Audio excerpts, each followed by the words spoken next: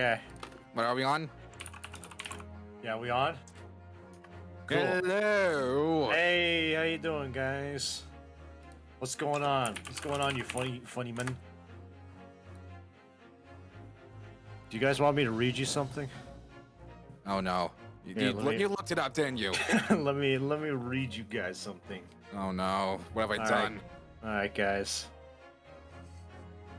The Fitness Gram Pacer test is a multi-stage aerobic capacity test that progressively gets more difficult as it continues. The 20-meter pacer test will begin in 30 seconds. Line up at the start. Running speed starts slowly but gets faster each minute after you hear the signal beep. A single lap should be completed each time you hear the sound ding. Remember, run in a straight line and run as long as possible. The second time you fail to complete a lap before the sound, your test is over. The test will begin the word start. On your mark, get ready. Start! Welcome to London, ladies and gentlemen. Welcome to London, home of the Fitness Gram Pacer test. I thought she would be back by now.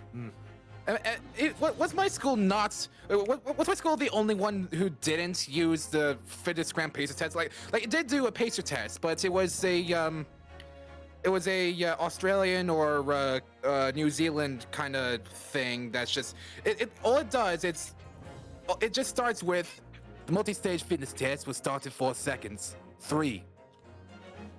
Boop. Boop. Yeah, I had to do the Fitness Gram Pacer test before. I think I failed. I don't remember. I honestly don't remember. I remember nothing. But I do remember we had that test at one point. And I'm sad that I wasn't the best one. Damn it, I needed to be the best one at the Pacer test. And I failed. Nah, it's been years and years. I forget which stage I ended up dropping out at. Maybe it was like closer to level 10. Stage 1000. Wait, no. I just remembered it's I think it might have been level 7 or 8. Maybe not of the Fitness Gram test, but of some test. Yes. Some test. I don't remember how far I got mine. Yeah, they did come in stages, didn't they? I think I got to stage 10 or something. I think I got pretty far, but not much. Not much. What's up, my boys and girls? Oh my god, it's Soliosora from twitch.tv/Soliosora. In the flesh right here and on the absolute site itself. Also, it doesn't look like Onoken's coming today. Nope. Nine, it's okay. We didn't say anything weird or shady Yeah, you guys, I mean, to answer the question of a future question they asked me, so what about you? Did you get anything on the Pacer Gram test? I don't even think I did take it at all. She heard. She knows. I kind of came back like around what, I don't know. It was a little bit before, but you guys were just talking about the Gram test. And I was just finishing up eating, and then like, all right, I'm just gonna quickly finish, and then everything's fine. So yes, I am Episode a terrible... 5. The Adventure of the Unspeakable Story, The Hound of the Baskervilles. Oh! Are there actually hounds? Sholmes's cry pierced through the thick wall of fog around us. Nope. Wisps of vapor rode over the pistol as I cocked it, and I waited, breathlessly, in the stillness. And I shot myself. The silence lasted for what seemed an eternity, until, at last, it appeared. It appeared. From the shadows of the cloud, an enormous beast sprang out upon us. Bark. A hound it was, but not such a hound as any mortal has ever seen. Bark. Its eyes glowed with a smoldering glare. The whole of its ox-sized body was outlined in white-hot flames. Its rumbling pant and hideous howl, so terrified was I that I began to tremble with fear. Look well, Wilson, Sholmes declared, gazing upon the mystical beast. For this This is the diabolical Hound of the Baskervilles. Or is it? Got it. It's someone. Probably something along the lines with Van Zeke. Alright. Our first 2 months in London passed by in a flash. Oh, well, I guess it's no longer welcome to London, but we'll keep that. The Hound is Van Zeke's. And that Disconcerting. Thank you. Disconcerting courtroom experience we were first thrown into on the day we arrived in the country. And in Soseki-san's terrible ordeal that had followed closely behind, we had emerged victorious. However, there then came an abrupt end to our opportunities to appear in court.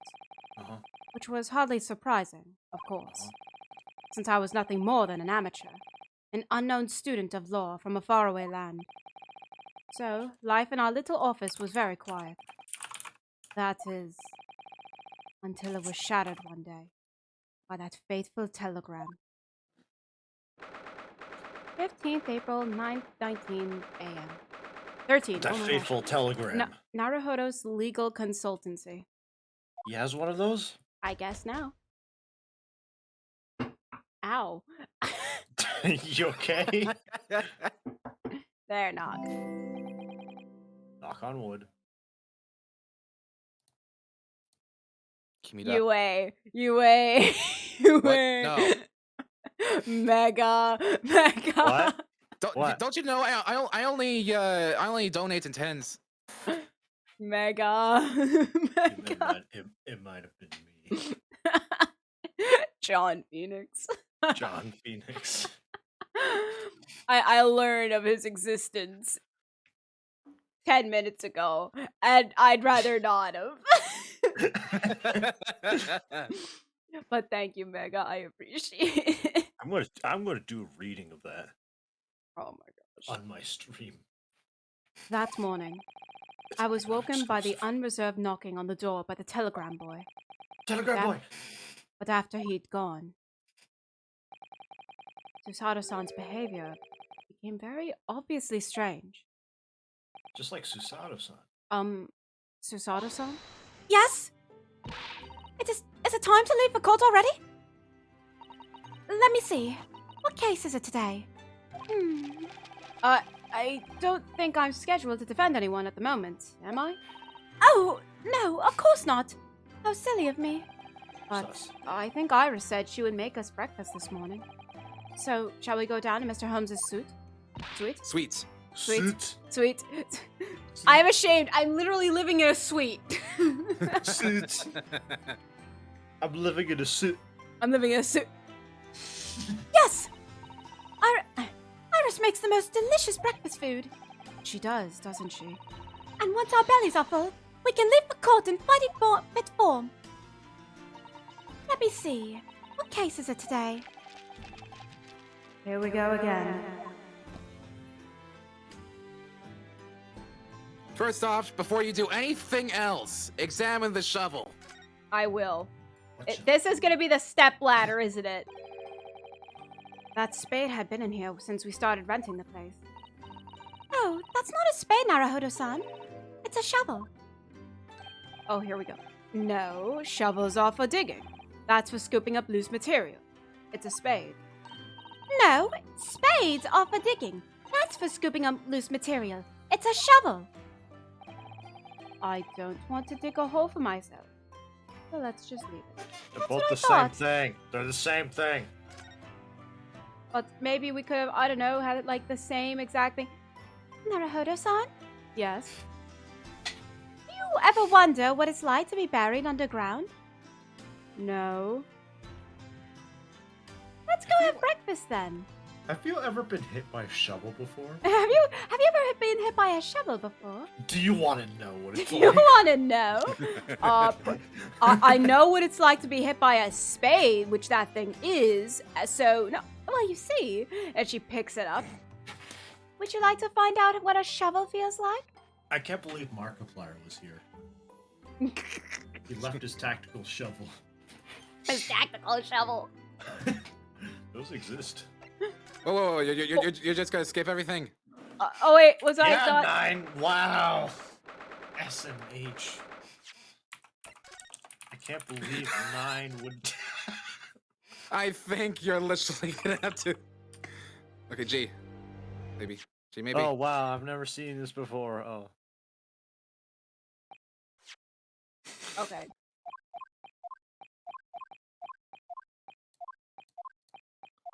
Beep beep beep Beep, beep, beep, beep. beep beep beep beep beep. Telegram boy. Oh my gosh, guys. One meg. Whoa. Wait, are we up like? Okay, wait. How does this work? Are we in the attic? Or are we in Yes. the basement? Yes. So what is that door for? Door for? Like that Then door. examine it and find out. Oh, Yeah, okay then. Oh my nah. gosh. I thought I asked a simple question. I'm so sorry. Oh my gosh. Flip the Hi, Red pages. Red Vaporeon and Capitat Deer. Welcome to. Yes, hello, you too. Welcome to the shovel stream. Well, no. Well, it's the spade stream. It's the Ace of Spades stream. There you go. Do you know, I've never seen inside your room there, Susato-san. Oh. Wait. Uh-oh. Wait. Oh, If no. that's her room, then where is Ryunosuke's room? He doesn't get one. Oh, he sleeps in my couch. In the couch. Yes, it is. Well, I sleep on top of it. Like under the cushions. You see, we bunk. I go on the top cushion, he goes on the bottom cushion. You see, it's what we can do for space and rent. Yeah. In this economy?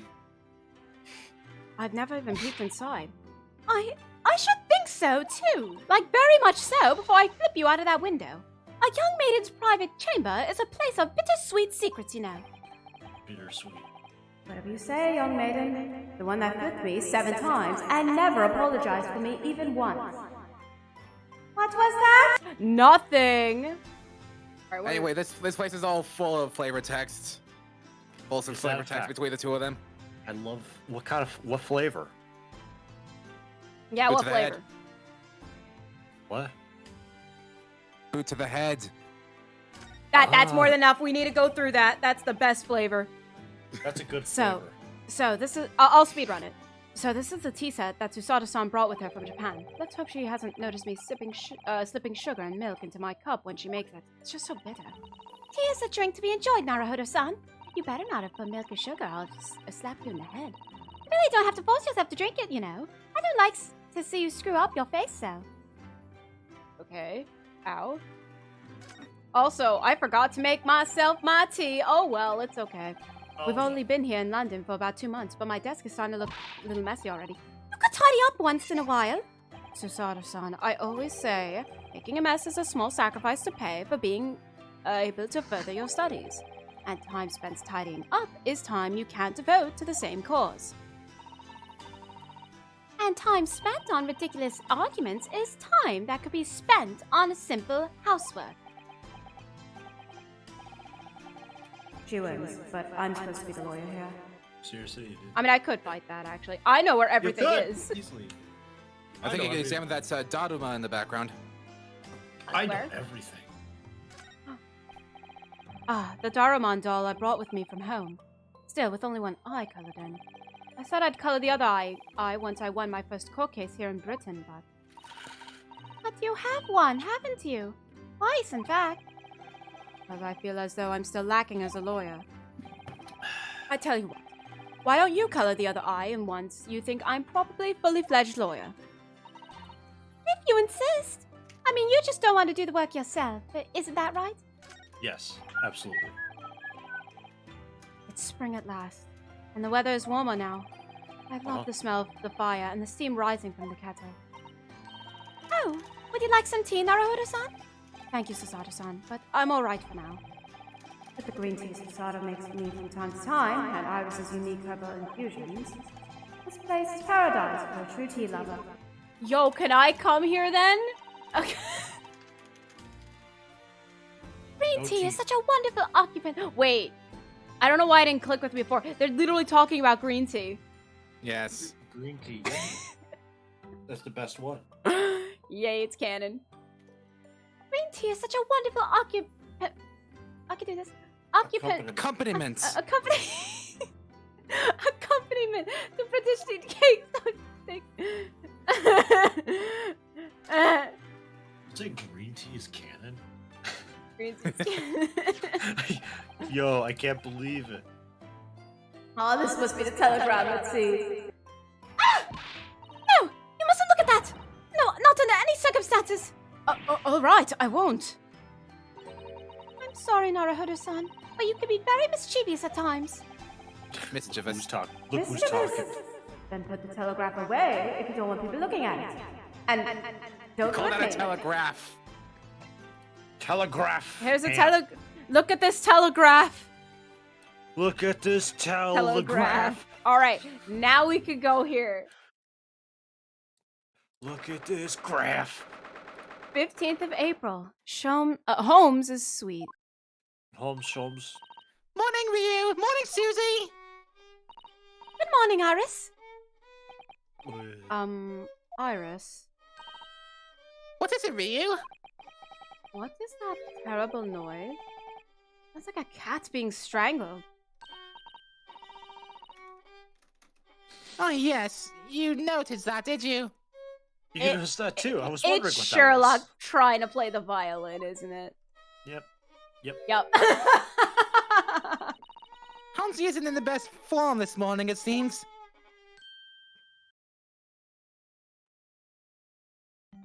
Oh no. Hello. No. Why is our detective boy sad? No. What's wrong, my good sir? Why What's does it wrong? say VR up top? What? Look, it says VR up there. In bullet holes. I invented virtual reality, don't you know? I invented virtual reality with this gun. Naruhodo, would you like to play a game? What do you mean? Here, it's called Russian roulette. Hello, Realistic game. Mr. Holmes? Good morning. A good morning to die, perhaps. No, that's my job. No, come on, buddy. No, sit down on the couch. What's wrong, buddy? Has something happened, Mr. Holmes? You look miserable, and the way you were playing the violin before. My analytical mind is dead. Music is dead. The world is dead. Okay, you're having a little depression moment. All right, come here. No, just give it a couple hundred more years.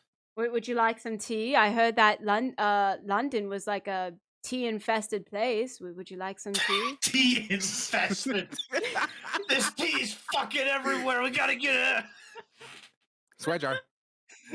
Oh, sorry. I'm sorry. I got caught up in the tea.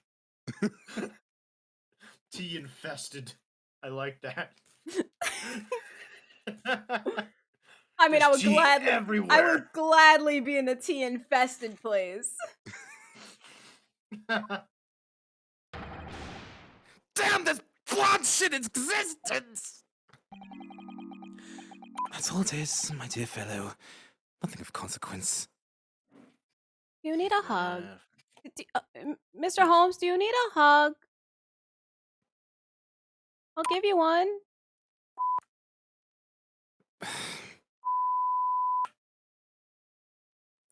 If you can answer the doorbell that's ringing right now, maybe. Okay. All right, here, just sit down. All right, hold on. I was going for the he's just swearing. Here, let me go get the door. Hello, who? Yes, may I help you? Hello. Would you like some tea? Yeah, I'm the tea salesman. Would you like some tea? Sure. This makes it for me. You can go away. We do have arsenic flavored tea. Yes. Arsenic flavored tea. Okay, well, Yep. It comes with a free packet of cyanide. Okay, thank you, but we're not interested at the moment. Why not? Cause you Come on, see, man, you gotta buy some tea, right? You need I some tea. You look like you need some tea. I mean, look, we have plenty of tea here. We got a shipment of cyanide and arson tea last week, so we're still good on that. So thank you though. Arsenic, Mr. Naruhodo. It's okay, I got this. All right, fine. I'll just go next door. Hopefully they'll take some tea. Okay, enjoy your day, sir. Bye. Mm-hmm. Okay, there. Okay, there you go. That's See? Spampton G. Spampton. Wait, what? What did you say? He said, "Was that Spampton G. Spampton?" All right, there we go. See, there we go. See, I answered the door. There you go. Here's Iris. Is the tea ready? No. Yes, it is. Okay, there you go. There you go. See, buddy. Look, now here's a blanket. Now tell me what's wrong. I found it. Are you drunk now? What are you doing? Susato, he's depressed. Look at this man. He's depressed. This never Nah, he's happened drunk. before, man. No, he's I drunk. mean, what? But why do this? I mean, Susato, this. I'm afraid I don't understand. Well, Iris, is it a time we ate? Nope. Some dry toast and insipid coffee for me, if it's not too much trouble. I actually thought, because I know the text went slowly, it went C, and I'm like, is he really gonna say cyanide? Some cyanide. Yes. Be a whole glass of Adderall. You need a glass of Adderall with a side of cyanide. Wait, isn't that the same kitty from before? Yeah. Wait, how do they... Do they give it a name? I guess. Wagahai. Oh, look, it's Wagga High. Good morning, boy. When did they name the cat? That must be some sort of tiny door for cats to use. I don't remember. But how did it get there? He flew. He flew. Well then, everyone, time for breakfast. Oh, wonderful. Let me help you, Iris. It would indeed be a fine day to die. Oh my gosh, man, no. Wow, I can't believe it. All right, chat. Chat, I know you're there. I've been a little bit seeing that. Chat, let's see. Can we give some hearts? Some hearts for good old our boy Sherlock Holmes here. He needs some love. He needs to know that he's loved. He is loved by all of us, and he needs that. Yeah. There you go. It's okay. It's okay, buddy. You everything will be fine. I knew something was different. What, he just noticed? Something's missing from Mr. Holmes' desk, which... Oh, is that the reason?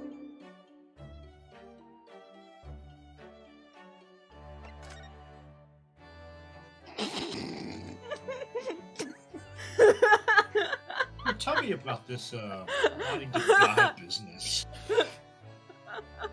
Excuse me, Sherlock Holmes, why do you want to die? It's like, you take a picture, like, have this, and then you just have, like... the meme. This is the meme material. This is out of context, Ace Attorney. Literally. You seem to be very unhappy this morning, Mr. Holmes. What's happened? It used to be the case that in my hands, this violin sung like the dawn chorus. It's Millicent. That word tones would make flowers bloom. I think it's Melissa. Melissonant. Melissonant? And as a music production major, I've never heard of it before. It would. But now, the muses are unamused with me. The goddesses of music have thrown me over. Whatever do do you mean, Mr. Holmes?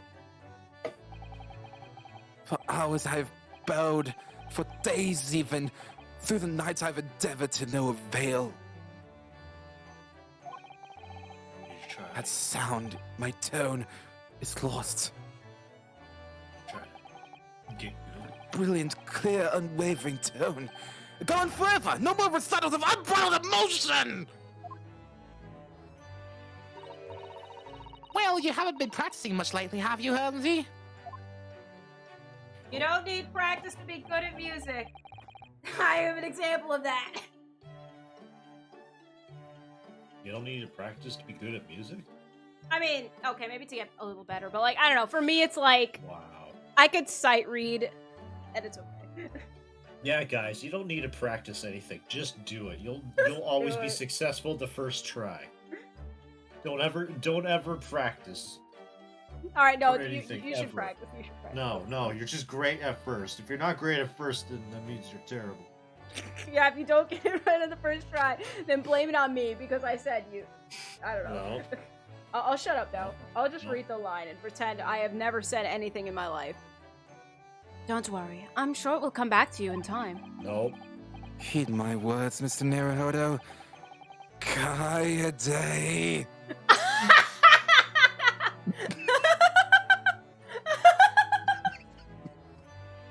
Wait, what happened? What?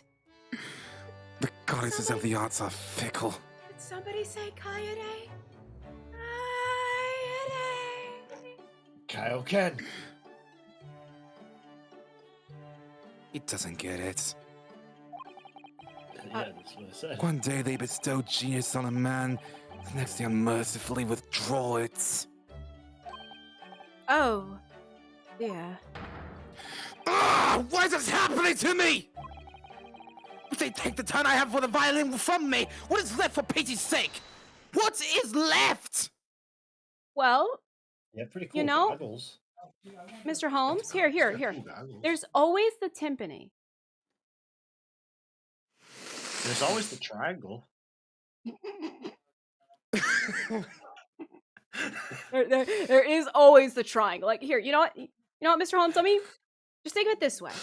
You're not the triangle player that missed the note and makes the entire orchestra hate you because you missed that one note and the conductor had to start the whole piece over again. And this piece was over like 500 measures. Listen. When in doubt, just use more cowbell. That too. Okay? Well, The only issue being I'm good at it, the violin for Christ's sake. Look. Sometimes, Do I look like I can play the triangle? yes. You're supposed to say no, Mr. Naruhodo. I will disagree. Anybody can play the triangle, man. Anyone can play the triangle. Watch. Hold up. Wait. Do I actually have something? No. Hold up. Do I actually have something? Play the accordion. Hold up. This There's is always a most important. Do I congo. actually have a triangle? There's always the congos. The bongos? Bongos? Bongos? Okay, I don't have a triangle, but I have a recorder. You don't. I don't think London knows what this is. But... It's basically the same thing. This is the same thing. So I have a recorder. here, look, it's like this. Look, see, if you could play "Mary Had a Little Lamb," right? You could play that, right? Like here.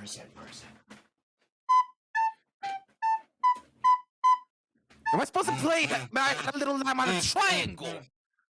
Yes.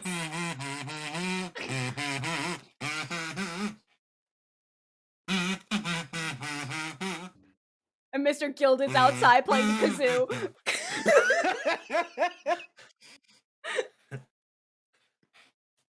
Mr. McGilded is everywhere. See, even wait, is that Mr. McGilded? Hold on. Oh no, they spotted me! Oh. See, look, he plays the kazoo. This is the recorder. Triangle. Wait, I got it. Hold up. See, look. Ready? Okay, that was really bad, but Would you hit a tin can or something? my iron flask with the water in it. Oh. Hey, I have one of those. Man, I need to get a triangle for this moment. Wait. I'm an Play the idiot. ice. Hold on. It's the last Use attempt that I ice. got. Last attempt that I got. Hold up. No! Okay, no, I don't have a triangle. No, Rip. Okay, I can't make the joke. Don't we have a game to make a foot? Yeah, we Don't do. we have a game to make fun of? Yeah, we kind of do. Alright, I'm sorry. Alright, I'm we sorry. have a I'm video game to play Here, Kazoo for what? too? But real quick, while you're in this position, pat on the head. It'll be okay. There we go. Now we Nope.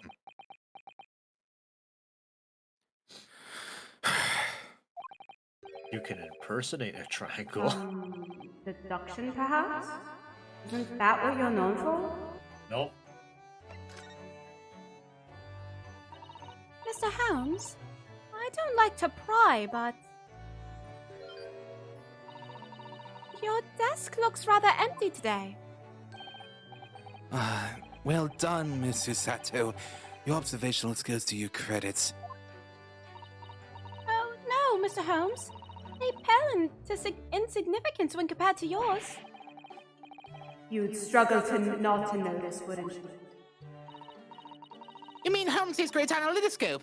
That's a Windybanks now. Sorry? It's a windy bank?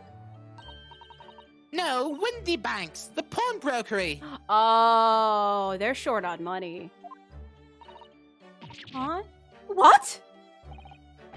You mean you've pawned that enormous machine of yours? It has some considerable value, you see. Quite undeservingly. But isn't it a very important machine for your work? I do wish you had consulted us if your situation had become so desperate. I should have gladly passed what little income I have to you. Dear madam, things are far from desperate. But the pawnbroker has your wonderful machine. How can it be anything but desperate? Making use of a pawnbroker is quite ordinary here in London, I assure you. It is? Doesn't sound ordinary at all. It would seem that neither of you fully understand how pawnbrokering works. I mean, you did say welcome to London. And then we had a black screen, so yeah. And then everyone died. And then everyone died. Oh. What's to understand exactly?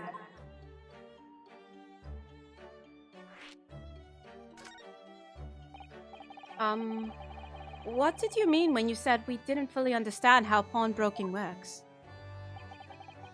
To the people of London, pawnbrokeries are akin to banks. Thanks. On Mondays, merchants relinquish their finest jackets and trappings to the pawnbroker of choice.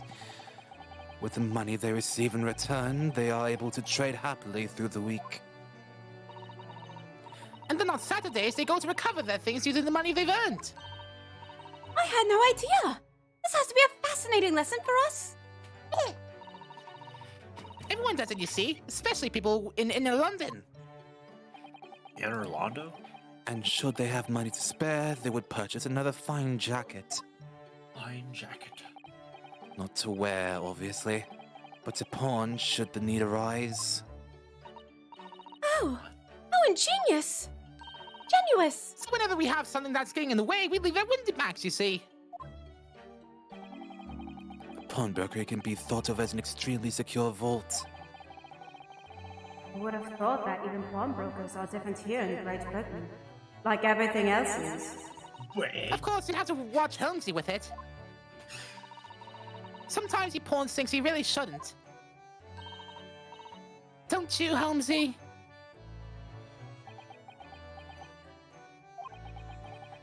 What does it matter? The world is dead to me now. Am I dead to you, buddy? One time he pawned a hamster. Well, you're guilty. You're as good as dead. Okay, wait. I'm guilty, and thus I'm good as dead. What? First of all, What did you say to me, The man? penalty for murder here is hanging, you know. First of Okay, all, who did I murder? Hold on. First of all, you're guilty. Second of all, Who did I murder? someone, I'm sure. Someone, but Well, someone. okay. Where's the evidence that I murdered this supposed someone? I'll find it later. You'll find it later. First of all, you're guilty, okay? Second of all, you're guilty. I am so third of hurt all. beyond so many levels right now. I'm trying to comfort you, and it's like, oh, you're dead to me. You're as good as dead to anybody else. You're good as dead. Man, I can't believe it. I can't believe you've done this. I can't believe you've done this. I can't believe you've done this. All right, let's. Oh, okay. I could just. Nope, don't do it. Nope, don't do it. I will. I'll do it. Do it. She did it. I can't I believe did it. I'm a mad woman. That's right. Mr. Mad woman. Natsume's cat seems to have settled in to his new home then. Oh, yes! And I've become very attached to little Waggy. It would appear his previous owner is completely forgotten to him. Cats are unfeeling creatures. The muses empty as the hearts of the muses. Same. Aww. If Mr. Natsume had no intention of taking Waggy back to Japan, I wonder why he kept him in the first place. I expect he would have taken him if he could. But pets are strictly forbidden aboard steamships in our experience. And for a good reason. Oh my gosh! That was a voice crack if I heard one. And for good reason. Terrible things can happen if the rules of passage are not obeyed. For example, we could be thrown overboard. I mean, remember that? Remember that? Oh my gosh, I forgot the... Remember that, Mr. Naruhodo? You almost got thrown aboard. Yeah, by you. And Mr. Holmes, you saw that too, right? Remember that? It was funny. What? It was the one with the bus, wasn't it? No, it was the one on the ship. Bless you. Anyway. Well, I don't mind, because Waggy's adorable! Yes, he really is. Oh yes, what about the door? I don't remember seeing that tiny thing in the main door before. Where did that come from? Oh, you notice? You are observant, Ryu!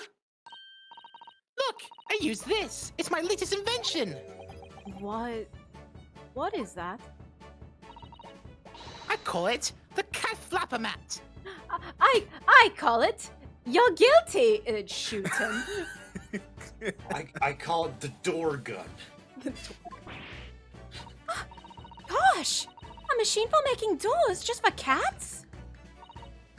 That's right. It can make a cat flap for a little furry friend like Waggy in seconds. And it can do it to any door at all, no matter what it's made of. It's very powerful, you see. Wouldn't it have been quicker just to make the cat flap rather than making a machine to make the cat flap? Well, you can give a man a fish, or I can teach him to fish. That's fair. Well, yes, maybe, but now I can make cat flaps anywhere I like. Oh, I think it's wonderful. You must make one of us in the door. What? You must make one for us in the door of our office upstairs, Iris. He really knows how to come up with unconventional inventions, this guy. Wait. So she made her new invention. Where's my cable? Oh! What was that? I forgot. Wagahai? Was that it? Wagahai, yes. Yeah. Wagahai?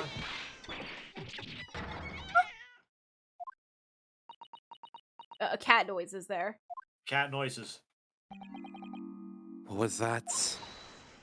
Oh no! Wagahai's tangled up in your violin! Oh no, oh no, oh no. Wait, how do you do that? I think he thinks it's a toy. No. What's he doing with it? Oh dear. Mr. Holmes' priceless violin. I have a feeling he won't care because it's like, my music talent abandoned me, so what's the point? Why should I care? I knew it. Poor guy. What? I shouldn't be surprised. If the cat is a more accomplished musician than I am now,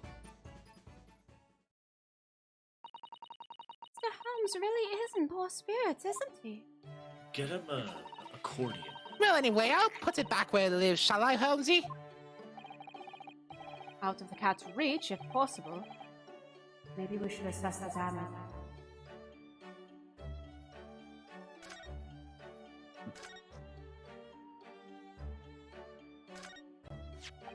Skull. So, this is the violin, is it? Nope. It's a Stradivarius. One of the finest violins in the world, made by the renowned Italian luthier Antonio Stradivari. Antonio Stella Bottom tile. Oh, I see. It doesn't really look anything special to me. I happened upon it covered in dust, languishing in a pawn shop down a nondescript back alley. The broker had no idea of its value, so I was able to purchase it for mere 55 shillings. For mere. How honorable of you. And until today, it has been my faithful companion in every great Paganini-inspired performance I've ever made. I ask you, is there reason to live in a world devoid of music? To tolerate this blasted existence? No! I mean, there's other instruments in the world. There's other instruments in the world, sir. Like the accordion. I am not playing a triangle! Okay, it doesn't have to be a triangle. There's more instruments than just a triangle. Dude, you can play the square. It's okay. Yeah, you can play the square. Or the circle. Or better yet, the parallelogram. There is none! Okay, Why not? Pad.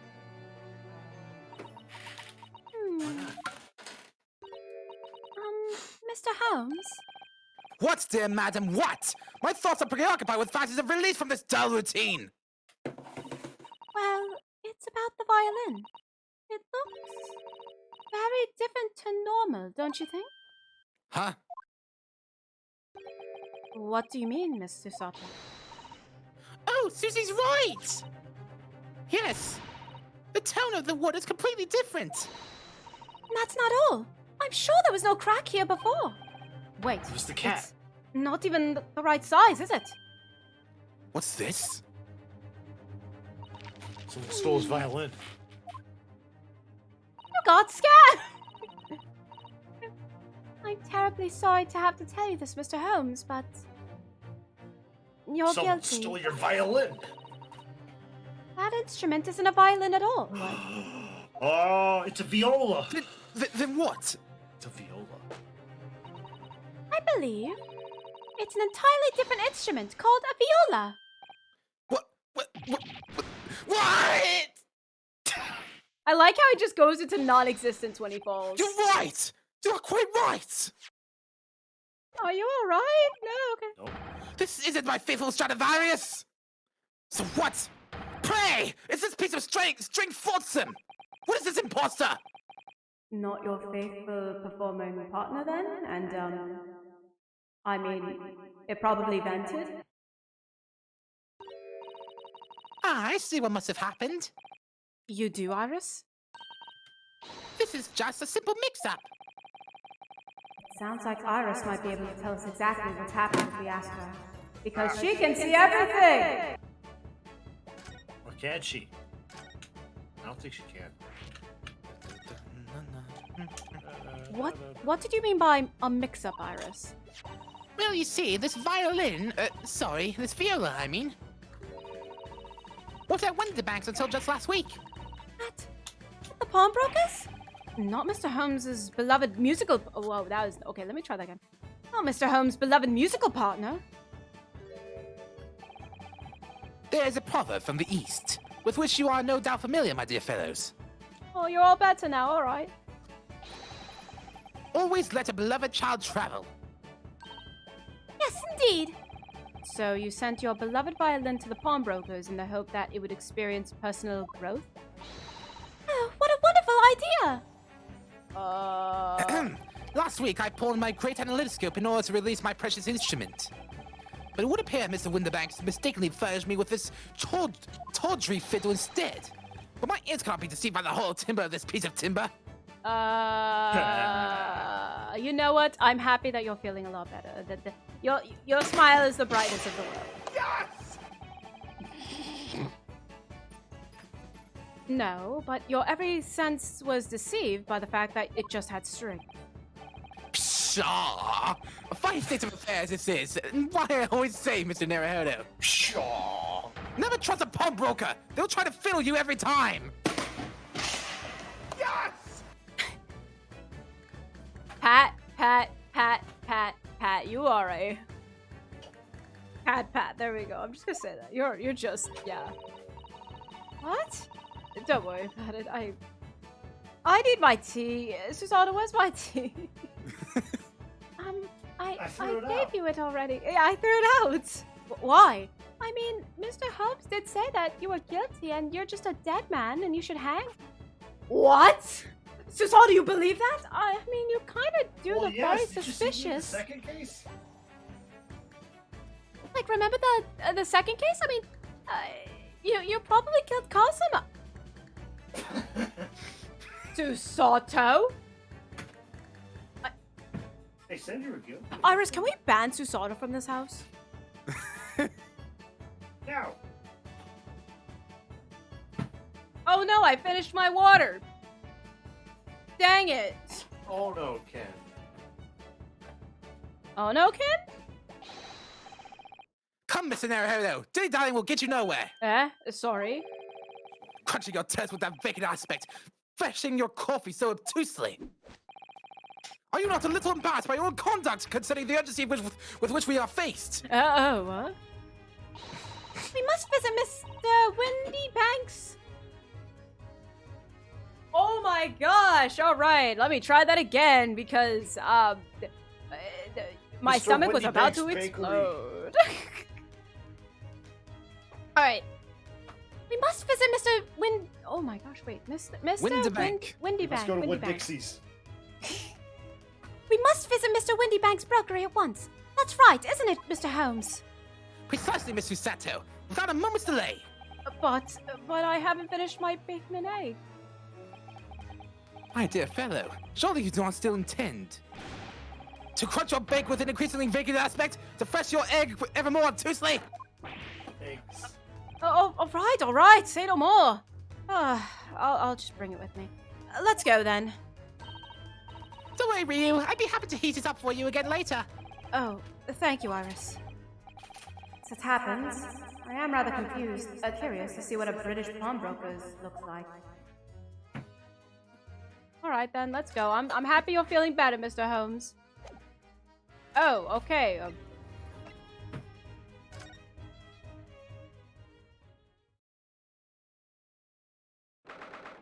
15th April, Windybanks, Pawnbroker 3.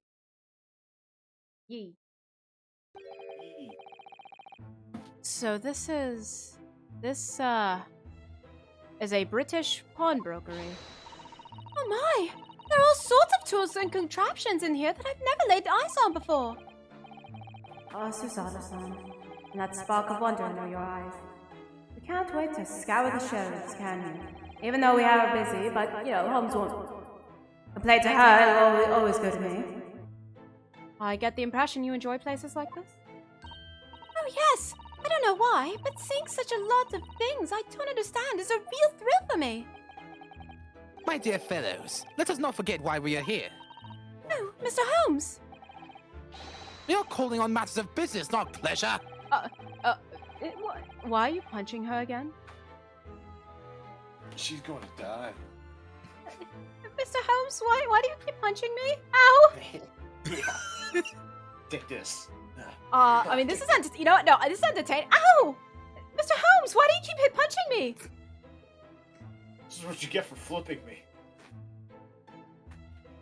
I mean, 50 times. honestly, like, Susato, you kind of deserve this. Ow! You kind of deserve this. Why? What did I do? You flipped me 7... Ow! You flipped me 7 times. Thank you, Mr. Holmes, for being a bro here. Thank you. A total bro.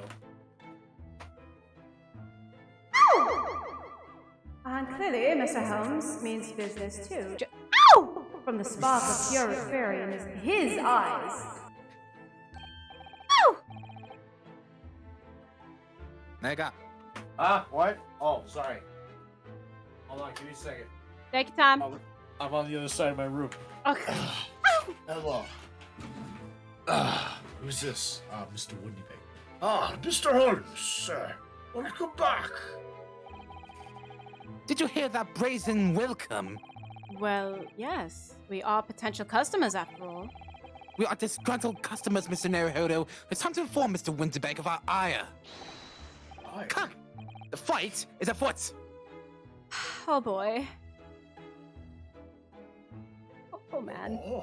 Sir, I'm gonna be really quick to apologize right now for what my fellow is about to say. Oh, yeah? Naturally, you will recall this, which I retrieved from you some days ago.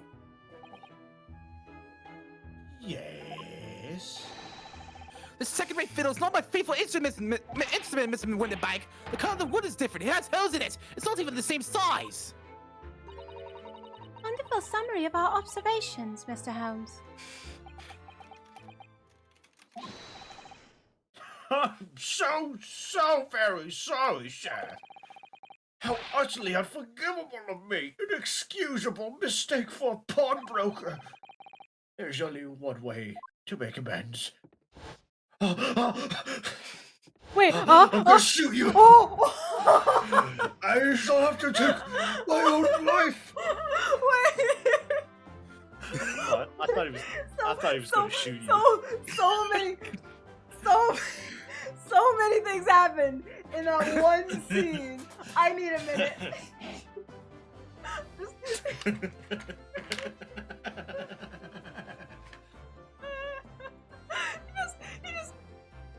I like, oh, it's unforgivable. No, one thing. Literally runs back, picks up a gun, looks at us, and runs toward us with.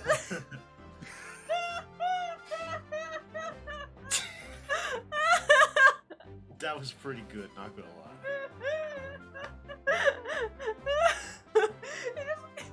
He runs back, and in my eyes, he had like this expression of, I'm going to murder you. I'm gonna murder you in cold blood right now. And he just points the gun to himself like, you want to play Russian roulette? There's only one song. It's Russian roulette. Okay. Did you read the line, Becca? I shall have to take my own life. Do it. This really do be a rough moment. Do it. Only death can be Do it. forgiven in this. Do it. Fulfill your destiny. I don't think that would be necessary, do you? If I may, just one thing before I pop off, before I log out. Yes. It was you, sir, Mr. Holmes, who took it upon himself to remove the item the other day, I believe.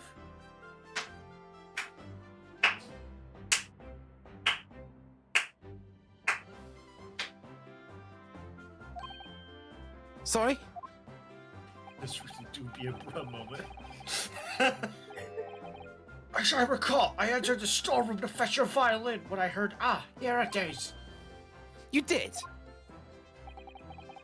And when I turned the controvert? Yes. And when I turned to controvert you had taken the viola and left, sir. However, there can be no doubt that the blame lies firmly at the daughter for allowing you to live. Okay, Windybag, if that's the case, shoot you now. I'll shoot you now.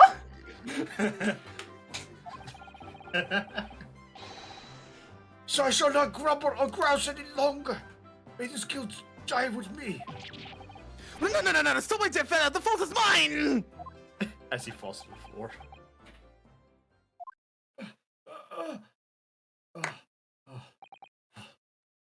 Yeah. Ooh. I thought I was actually going to do it.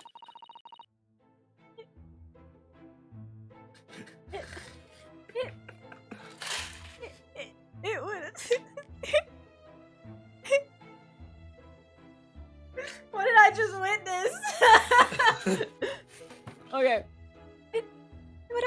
the fight is over. I think we just...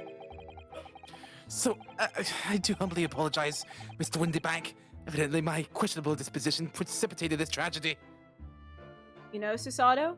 Yeah, Mr. Naruto? I think I found his weakness. What? Just threaten your own life and he'll just do whatever you want. Wait, no, hold on. Susato, I think I figured out what his weakness is.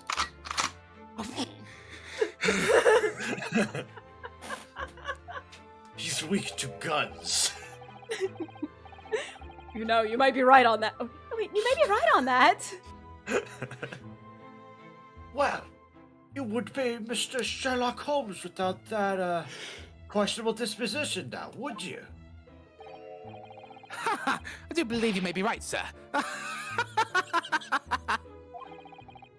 It's either laugh or cry, I suppose. You are, it must be said, one of my more challenging customers. I needed to remind you of the peculiar collection of items you've brought through my door in the past. Oh, peculiar items? Peculiar? In the extreme, ma'am. For example, the unpublished manuscript of an eponymous work. Eponymous. Okay, I said it right the first time. Of an eponymous work. The novels of Sherlock Holmes or some such. Wait. You've brought through my... Is his stories fake? Oh my! A new full-fledged novel? An unpublished? A story I've yet to read, you mean? I believe Iris already explained that she writes stories about Holmes's cases and just dramatizes them. Ah, so it's just... Okay, so this one was just unpublished. Alright. Wait! Before you die, you must tell me more! Wait, Susato, you're okay with him shooting himself? I mean, if he's going to do it, then, I mean, there's nothing we could do to stop... Susato! There's nothing I can do about it. Anyways, that manuscript. Okay, sir, give me the gun. Just give me the gun.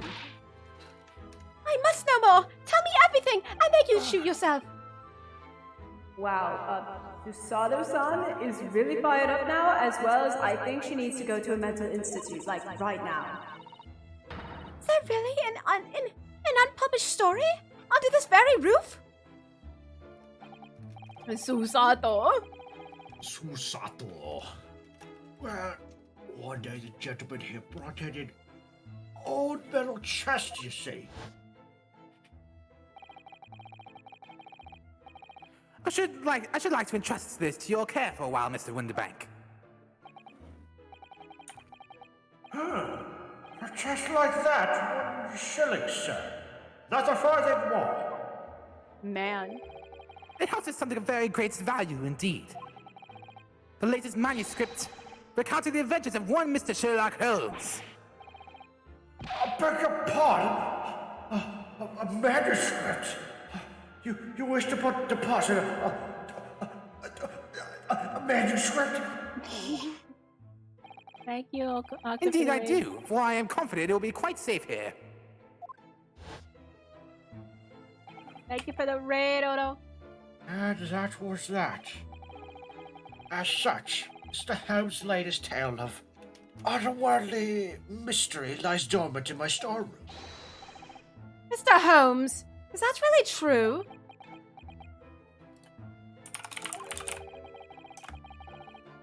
Do I sense that someone doesn't want to talk about this? Yes. Yo, do I? Oh, Mr. Holmes, do I feel like I could just, bother you with this every day and then you would just be quiet about it? Dang, 2 weaknesses in 1 day. I continue to pay your fee, do I not? Then kindly continue to store my belongings securely. Of course, sir. Of course. They're safe and sound with me. I assure you, on my life. Well, you can't really do that if you're dead, though. Sure I can. I don't think you can. I have a deal with the dead, you see. Okay, this and that is all very strange, like completely. I wonder, could I ask you something? No. Ah, gentleman from the east, I see. Yes, that sounds it. I suppose I could offer you 6 pence for it. Okay, Mr. McGilded,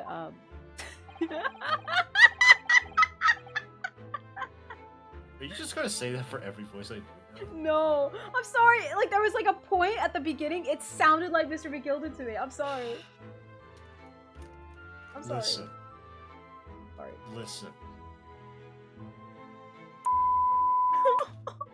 Without wishing to offend, the tone is somewhat dull. I'm sorry. Sorry? Aha! For your splendid attire, ma'am. 5 guineas, no less. The colors are exquisite. The design, exotic. Eastern artistry at its finest, if I may say. Oh my! 5 guineas, you say? How interesting! Why do I feel as though I've suffered some sort of defeat here? Hey, thank you for the raid, Kuro. Actually, I was hoping to ask you about your business. Wait, how do I raid? What? How do I raid? I don't want to do that. I don't know. I think it's like you go to your channel, you go to chat, and it's like /raid and then my name. I've heard it said that pawnbrokers are used rather like banks here in London. Damn it. It didn't work. Hold on. Oh, that's why it didn't work. Did you put Soliasora from twitch.tv/Soliasora? No. No. I would never do that. I think he did that. No. No. Well, okay. Well, just letting you know that that's No. you know. Oh, I'm sorry. Wow. I'm Skipping sorry. my lines. I'm sorry. First you say I sound like McGilded, now you're skipping my lines. I'm sorry. I didn't mean to. Thank you. You wait for the raid. Unprofessional. I put it back. It's right there. Yes, sir. Indeed, many of my customers utilize the establishment as you describe. Did you just type in Soliasaur /twit.tv/Soliasaur to raid Soliasaur /twitch.tv/Soliasaur, man? Yes. Yes. I appraise their items and offer them a proportionate loan in 2 months of secure stowage. If in that time they repay the original sum to me plus the agreed interest, their items are happily returned. It's brilliant. What happens if they don't pay you the money? Then I kill What? I'm sorry? them. And the items offered for sale in my shop, as you can see on the shelves behind me. I'm sorry. When he turned, like, you know, you said, like, I shoot them. Like, that's where the gun was. Like, I'll shoot them. And I shoot them. Wait, where's my gun? I could have sworn it was over there. Like, I don't know. Wait a It's like those. You see that desk over there? You have no idea the amount of blood I had to clean. Wait, let me get that my gun.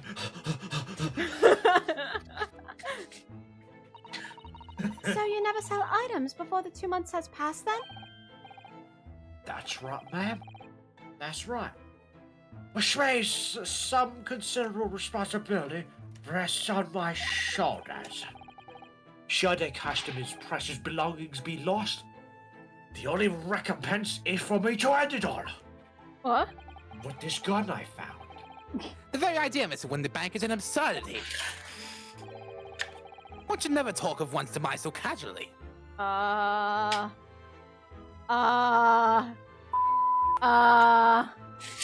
Mr. Holmes? Mr. Holmes? Yes.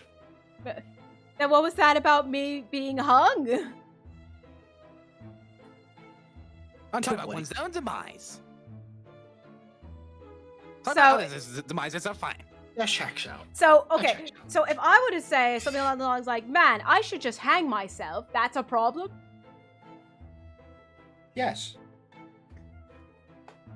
Yes. But if you were to say to me, yeah, you should hang yourself, that's okay? Yes. Soto, are you hearing this? Yes, but I feel like that surmises everything perfectly. What? Sounds pretty normal. Hey, that's normal. Like, what? Says the man who was telling us all it was a good day to die early this morning. Yes. And let us not forget that I have already helped you take measures to ensure such a tragedy never occurs. Yes. Oh, what sort of measures? I engineered a simple device which Mr. Windybank has installed in here in his shop. I call it the Red-Hatted Recorder. Is that not so, Mr. Windybank? Did somebody say? Yes, I did. Did somebody say? No.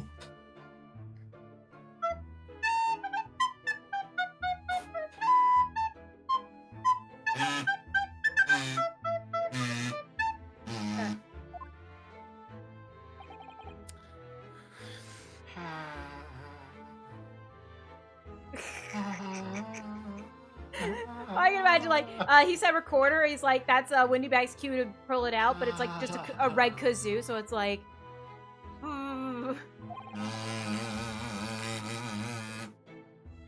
What was that deep sigh about? Yes. What on earth is a red-handed recorder? Use your eyes, my dear fellow. There are two just below the ceiling. I can see what appears to be a camera attached to some sort of timing device. Yo, security camera. Yo! Wait, so at the bottom of the door? No, it's above, just below the ceiling. You probably can't see it. Yeah, I can't see it. Yeah, I think it's like covered with the shoes and everything. The shoe. Very astute. It is indeed a camera, furnished with some 100 pieces of celluloid film. Millions of film. And every 30 minutes precisely, the camera automatically records the appearance of the shop. Here, I have an example I can show you. Look at this. Ah, yes, a print from the camera set to record the activity at the shop counter. I developed a special type of film so sensitive it produces a crystal clear image even in darkness. Yeah, colorized camera. See? That's extraordinary. If only they had that technology nowadays. Yeah, imagine. Yes, we can clearly see the counter and the door behind it. Look! That was so bad as I can't read. It's actually AI upscaled. So you see, were someone to enter the premises with ill intent, his identity should be summarily exposed. But the cameras only record it every 30 minutes. It's better than nothing. Or is it? But did you not say that the photographic prints were taken at 30-minute intervals? Indeed, as you say, my dear madam. Then what if the incident were to occur in between times? One could only say that would be a cruel twist of fate.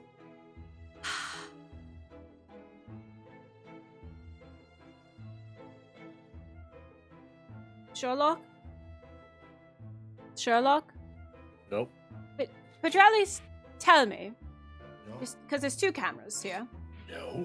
could you tell me that at least the 30-minute intervals, like one camera, it's like, let's say, it's 10 o'clock and 10:30, that's when it takes pictures, and the other camera takes it at 10:15 to 10:45. Is it that kind of interval?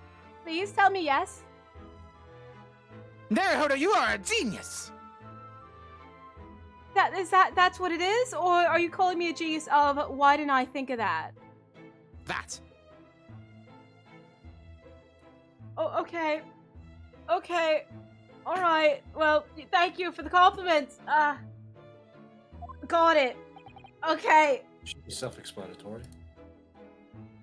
Should be self-explanatory. I must confess, your devices have been giving me some cause for distress of late. Hello, Sapphire. It's good that you're doing good. I'm doing good too.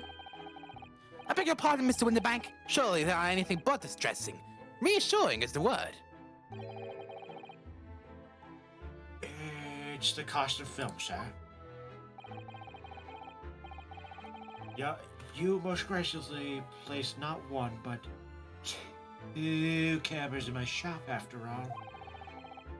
Which means I must pay for nigh on 100 utterly useless prints every single day. I'm afraid the cost of the film will break me before I'm very much older.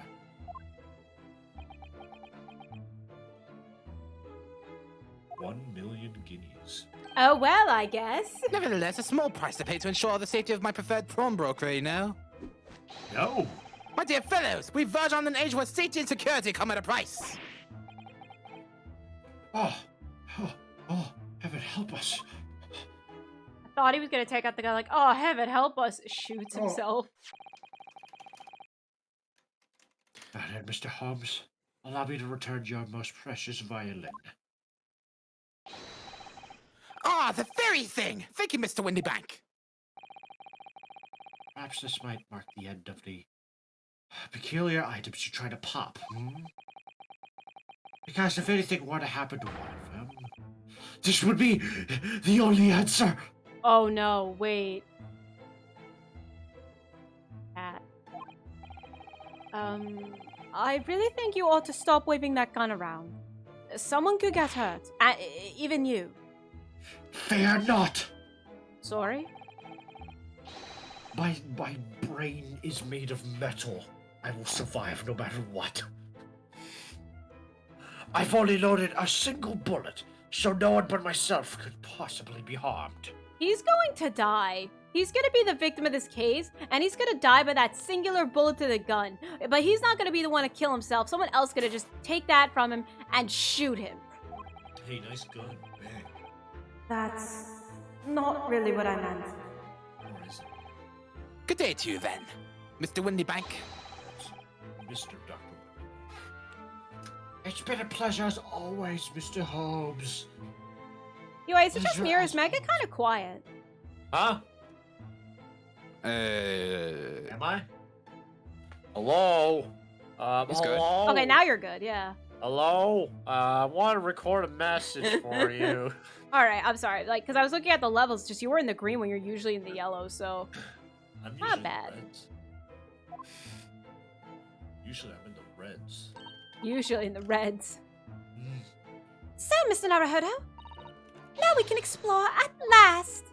What? Oh, you mean like in this room? Wait, really? Yes, let's explore. We're not gonna get anything. let's go Come do- on. Oh. I'm fine. Susata, what did you touch? I didn't touch anything. I just literally walked over here. Susato, why did you break the thing?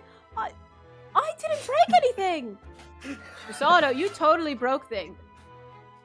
Mr. Naruhodo, I will flip you into these boxes and make it a reason that Did they're you broken. really just break my prized possession?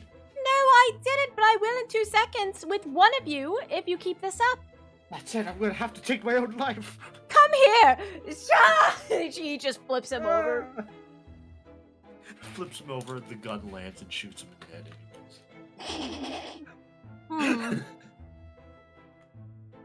Mr. Holmes, did your cameras catch that? Oh, I just missed it. Come on, man. This is why I said to put the intervals at 12, 15, 30, and 45. Come on, man. Now, what do you suppose this rather enormous machine does? It seems to have 2 little windows for looking through. Allow me to enlighten you, my dear fellows. What you're looking at is a Nintendo 3DS. Ooh! Oh, really? Tell me more. A Nintendo? Fascinating. It is aptly named, I assure you. Look through the eyepieces and see for yourself. Oh, I should be delighted to. Excuse excuse me a moment while I just have a look. Just before you do, there's something I should point out. My dear fellows, My dear. in order to see the image properly, stereoscopically as it were, you'll need to be cross-eyed. However, if that's beyond you, it's of little consequence today. All right then, I'm going to try it.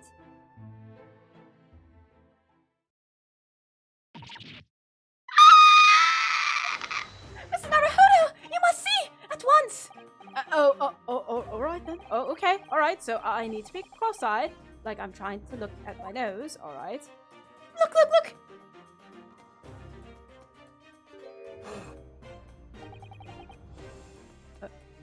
What the? I don't believe it. It's a photograph. It's just a photographic print, but it seems like you could reach out and touch it. Yes, the sense of depth is startling, is it not? Stereoscopes are one of London's many fads. What's a stereoscope? I mean, the Nintendo DS is one of London's many fads. Oh, all right. They're often found in little stalls in the park. People queue for hours to see them.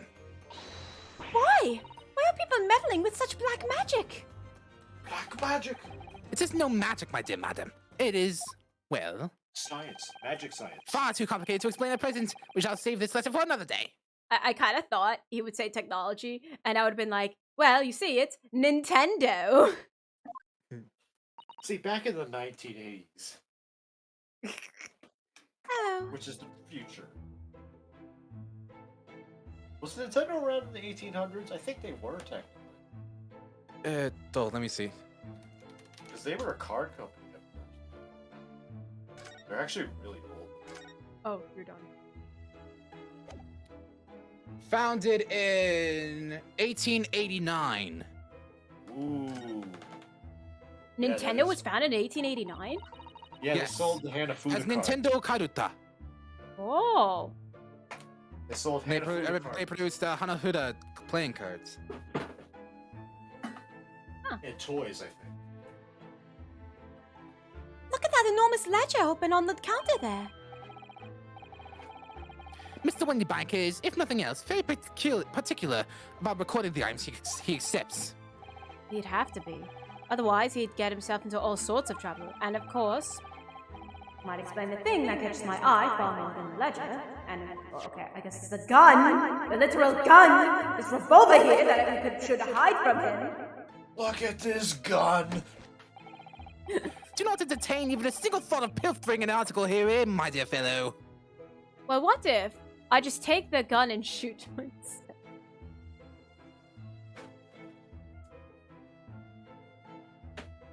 Mr. Naruhodo, why would you say that? Oh. It was a joke. I'm sorry. I'll leave. I assure you, Mr. Wendybank will not hesitate to draw that weapon with a speed belying his portly size. Oh, you don't mean he... Blow his brains out, indeed, in recompense for his blunder. I thought he was joking. Oh my! That is not the voice of Susato. There we go. We're back now. But in any case, of course we would never do such a thing. How could you even suggest that? I mean, I just did, Susato. Were you not paying attention? I know you're just joking, Mr. Naruhodo. You would never do such a thing.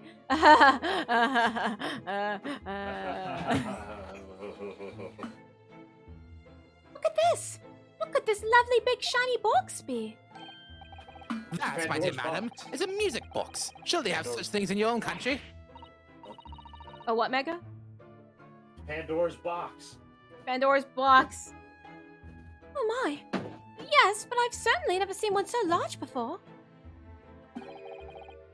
Shall we listen a while? No. You're gonna play corner. Ah, sublime sound. It's like the music of angels. Never heard anything like it before in my life. This particular specimen is of the larger variety, commonly found in public houses and restaurants. There is a metal disc inside on which the notes to be played are recorded. Simply by replacing the disc with another, any music you care to imagine can be played. goodness! What a simply delightful machine! Indeed. Though their popularity has waned recently with the development of the gramophone, of course. Ah, Look at this gramophone. science and technology advance at such an overwhelming pace. Alright, is there like anything important here? Or I guess is it just flavor tech? You're important. Alright, we'll do this one and then we'll go to Baker Street. What an assortment of things there are on these shelves here. Nope. Crockery, footwear, clocks, and watches. Almost anything you care to imagine. Those are forfeited items offered for sale by the pawnbroker. What does that really mean, though? When you pawn, or colloquially pop an item, the broker loans you money against its worth. He stores the item for an agreed period of time, after which the loan must be repaid. If not, he is free to display it in his shop for sale at a price of his choosing. Oh, yes. Now you've explained it, I'm noticing little price tags on everything. Of course, simply by paying the agreed interest on the loan, one can extend the period of safekeeping. So you may pawn that black garb of yours without fear, my dear fellow. My treasured university uniform? Never! It embodies my student spirit. Ah, what a nerd. Nerd.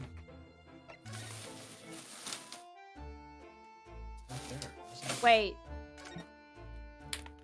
Wait, why is this an option then? Wait a minute. Well, you went to get the Stradivarius, you got it. Wait, were we Game's over. here? Do we live here? Yes, this is Baker Street, yeah. Yeah, it's literally just up the street. Wow. Man, imagine. This is where you get your money. Yeah, I'll just continue.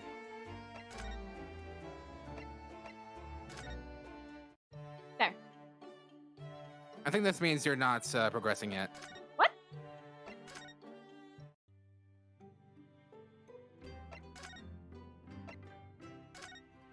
So I do have to explore everything? Or is it like out on Baker Street, maybe? Now, if we were out on Baker Street, you'd see a text, the time box, Alright. time code. There seems to be a little door hidden behind that curtain there. That leads to the storage room, where Mr. Windybank keeps articles that are currently in pawn. Ah, I see. There's nothing of particular interest inside. I certainly wouldn't recommend any loss of this activity. Recommended or not, it's not something I tend to do. There's but one key, and Mr. Windybank keeps it in his pocket at all times. Before he sleeps, he places it into a small pot, which he slides under his pillow.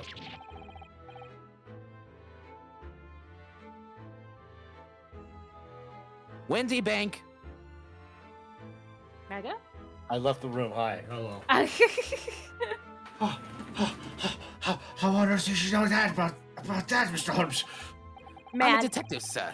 It's my business to know what the others do not. I was Man. looking for a cable. I can't find it. he was so nervous about it that his Mr. Windybank's voice actor literally had to leave the room to come up with some go excuse. get my gun. Yeah, he's coming to get his gun. I'm frequently assailed by information that I neither care for nor wish to retain.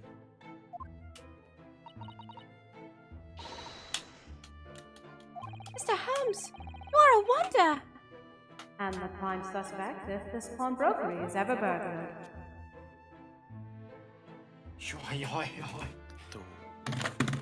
Where is that cable? There must be something you're missing. The calendar? That's not a calendar you could easily miss, is it? 15th April. Today's date. Sorry for any loud noises. It's okay. Loud noises. Oh, right. Oh, right, there's a mute button. Oh, wait, it's my turn. Never mind. Yes, that's not for sale, I must point out. It is an Eastern-style page-a-day calendar. Every night at midnight, I tear off the front page to reveal the following day's date. The perfect calendar for a tearaway fellow such as yourself, Mr. Windybank. What did you just say to me? And who was it who walked out of here with the wrong violin? Ha! Got him. Well, when the agreed storage period is passed without repayment, articles are forfeited, you see. So you have to keep close eye on the date. It's something of a pawnbroker's obsession, you might say. Oh, yes. I can see you're very dedicated to your job. Hang on. I gotta go find something in the corner. Oh, hold on. Oh, that thing. Look at this. Whatever could it be used for? I have no idea. Ah. There's a small catch just here. Look. We're going to open it, aren't we? Oh my! That's amazing!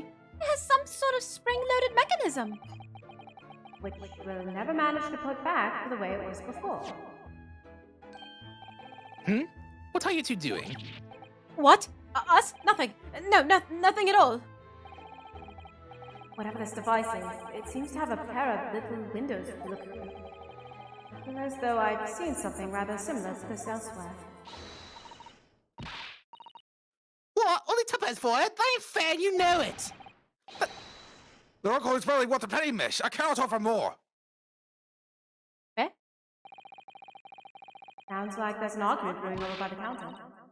Come on, that can't be right. Have you even had a proper butcher's at it? I see all I need to see, young girl. Oh. Wait, don't we know?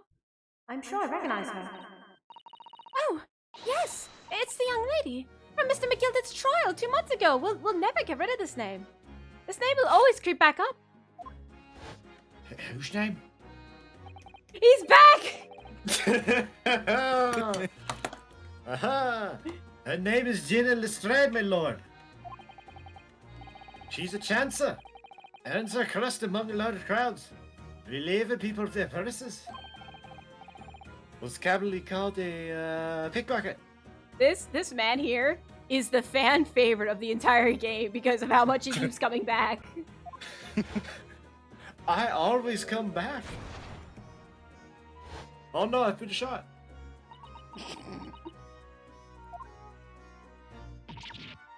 God damn it, you lot! Hello, Mr. Strahd. I hope you've been well. Please don't shoot me. Hey, what? You remember me then, do you? Well, I remember being completely surrounded by smoke, that's for sure. So, what are you doing in here? Darling out like the rest of us? Nothing to eat? Come to pop that black weasel, sorry, coat out of you? What is it about this black uniform that makes everyone comment on it?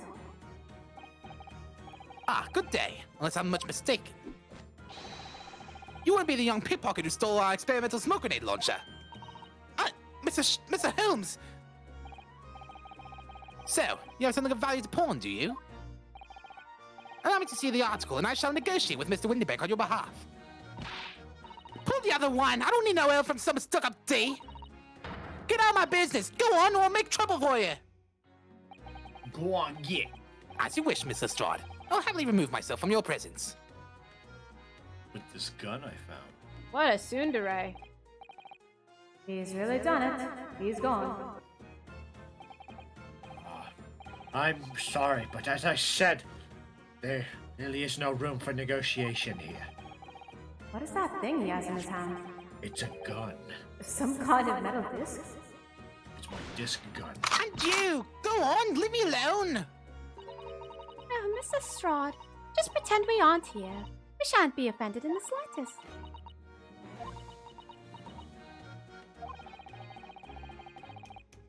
Photo-san can really stand her ground when she wants to. Whatever. Whatever. Well, Whatever. we're just gonna talk to you, even though we don't exist. Somehow, I didn't really think you were the sort of person who'd use a pawnbroker, Mr. Strahd. Yeah, well, I am, all right. I'm a Londoner, just like everyone else. Problem, is it? No, not at all. It's just that, well... Oh, I get it. I know what you're thinking. That thing probably don't even belong to her. That's probably got on the dive, didn't she? Yeah, and I can see it with all of your TV case. Well, Chevy Chase. I Chevy, might have been thinking something along those lines. Maybe. You'll never know. Chevy Chase. You're not going to deny you, Mr. Naruto? Why bother? Alright then, I'm just going to come out and ask you straight. Do you pawn things that you sell from other people? Well, I don't know how best to answer that, really. Oh, yes. So yes. Suppose. Sometimes. So yes. Oh, yes. I'm not going to deny it either, Mr. Strahd. But not this time, alright? I swear! That thing belongs to me! But this that Mr. Windy Bank is holding. Wanda Perhaps we should see what he has to say about it. Ba, ba, ba, ba, ba. I have nothing to Okay. say to you. Yeah, you do actually. I don't.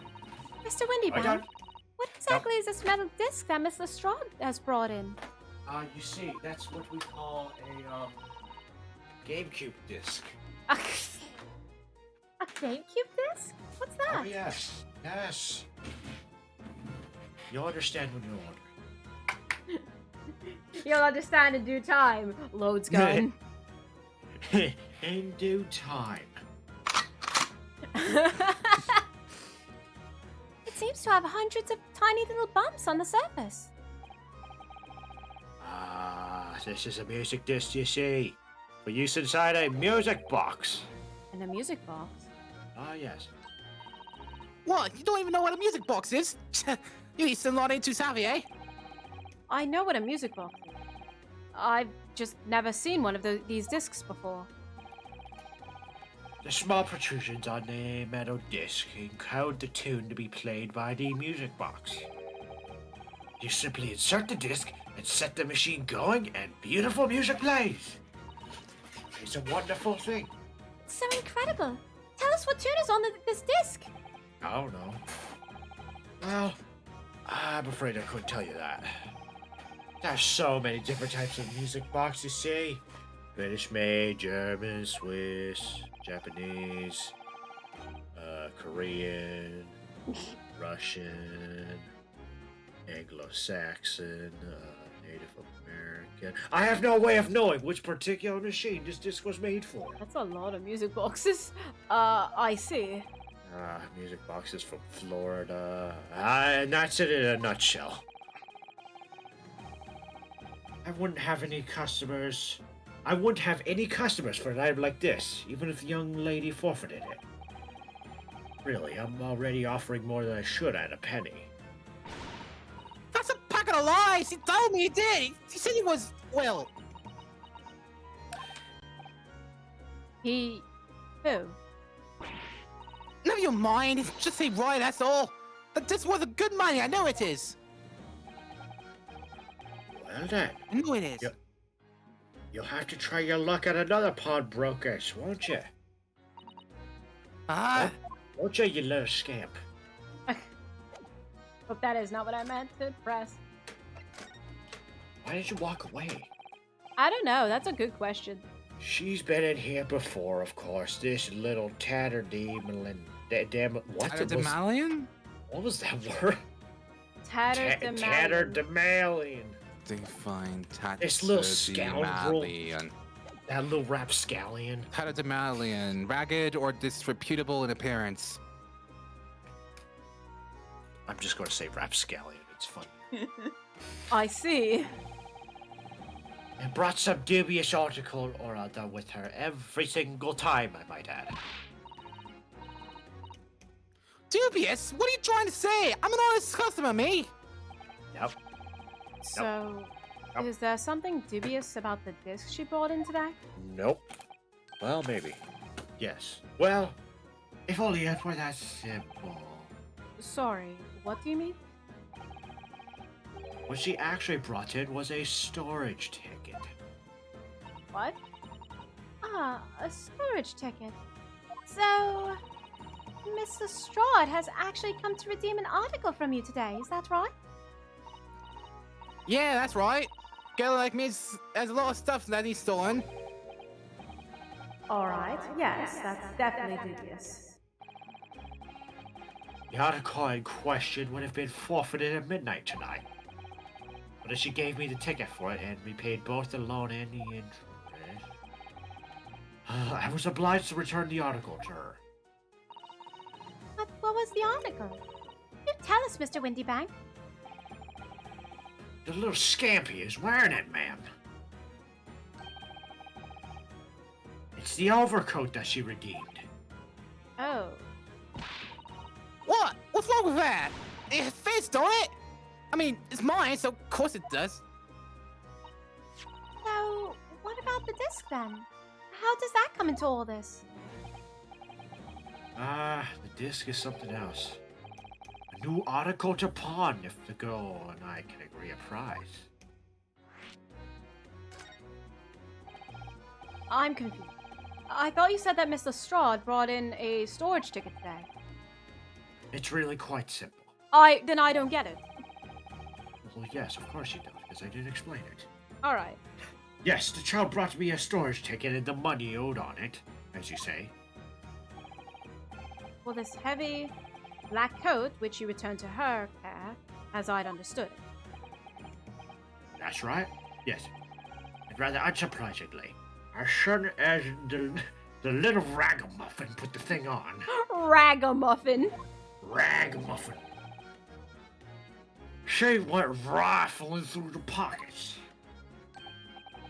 Oh, you mean...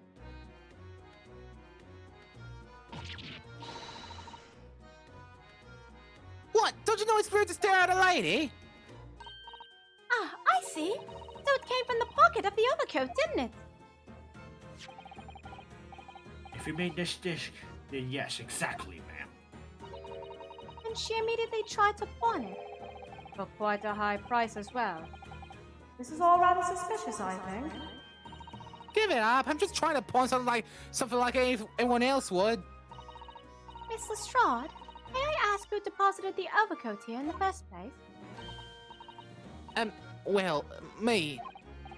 It doesn't really appear to be your size. Me old man! It's me old man's, ain't it? Is it Miss Lestrade? Yeah, this is definitely all rather suspicious, as we have cleared up in like the last two conversations. What? Out of my way, please. Hey. Oh, hey. You know, let's have Mega take this, because, you know, just to split the roles a little better. Who is this man? An extremely posh guy. Oh, extremely posh. Who's this picture postcard English gentleman? Yes. Good day to you, ladies and gentlemen. What's your problem, eh? There's no problem as long Okay, as it's not you... that posh. It's not that posh. As long as you remove yourself, I have a matter to discuss with the proprietor. It's like Byakuya Togami.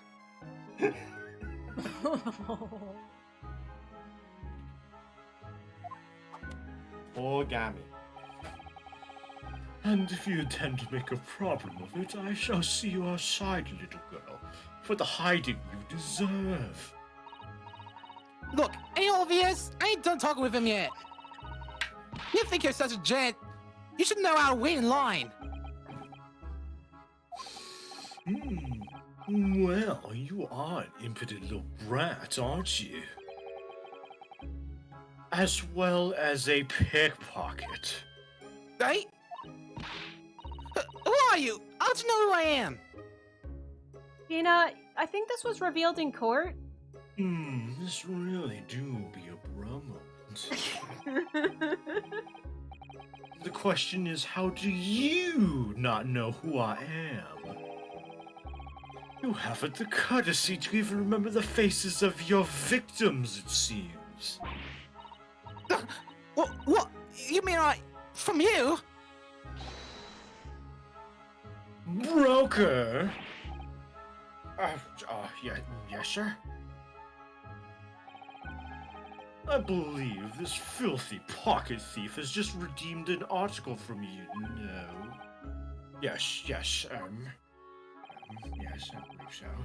The article in question belongs to me.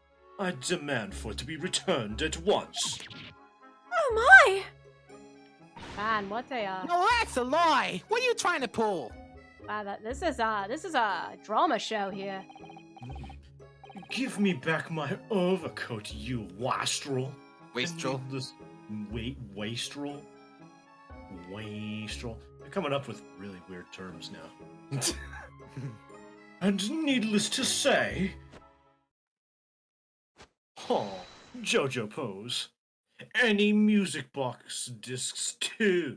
Strike a pose. Give me back my overcoat, plebeian. Give me back my No, you can't have it. You just can't. It's me old man's. Oh, it was. Now it's mine. Goodness, Mr. Naruhodo. This is a very awkward situation. Yes. I think perhaps we should hear both sides of the story in a little more detail. Nope. Miss Lestrade, is what the gentleman is saying... What do you think? It's all lies, isn't it? Obviously. I swear on my life. I ain't never laid eyes on that dandy before. Dandy. Let's hear it now, you little ragamuffin. I really like ragamuffin. That's funny. You stole it, didn't you? That pocket you brought into here just now. No, I swear it. I swear to God. It was barely an hour ago. I was walking along the street, minding my own business, when this little gutterling ran into me. I knew at once what had happened. I've been robbed yet again, I thought to myself. Those wretched pickpockets! Wait. So she just got the coat back, right? See. So she just got the coat back, and then she immediately got the music disc and whatnot to try to pawn that. So, how did he know? Unless she robbed something else. Maybe he knew that it was in the pocket. Because it's probably his coat. Yet again?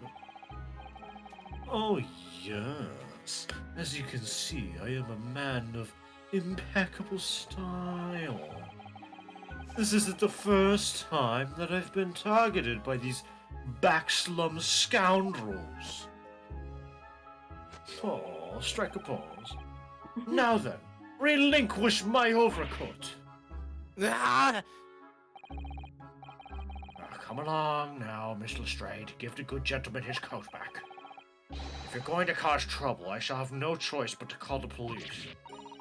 hold on. Why does everyone think it's me? Just look at this dandy cove, and you think I'm the dodgy one? Yes. I'm sorry, but no one's going to believe you. Well, what about evidence? Yeah. Where's the evidence that I stole something, eh? Come on, let's see it. Oh, I have evidence. Naturally. You what?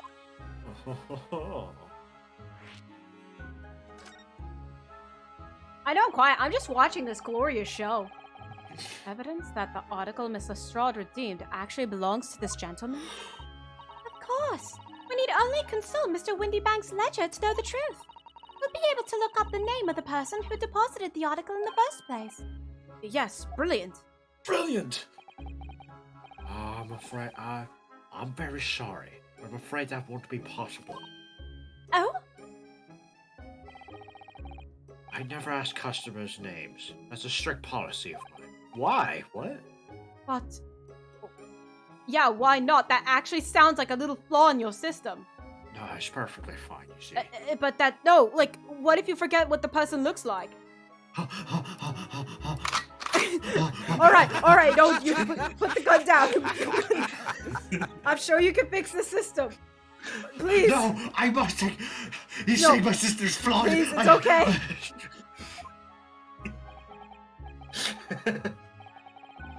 Well, now, as you can imagine, some of my customers have circumstances to consider.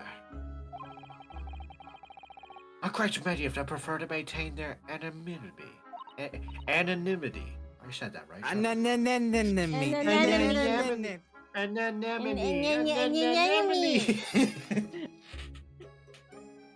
Yes, I see. No, Susado, you don't see. That's still a problem. They're anonymity, or whatever. And it shouldn't matter. This is your ledgers. Only you see them. You already know what they look like. Between you and the customer, an agreement is formed by the price and the interest. You should know who the person is for situations like this. Yes.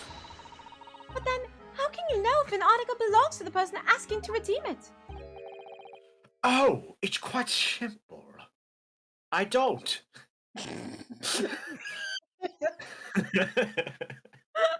His glass is like that.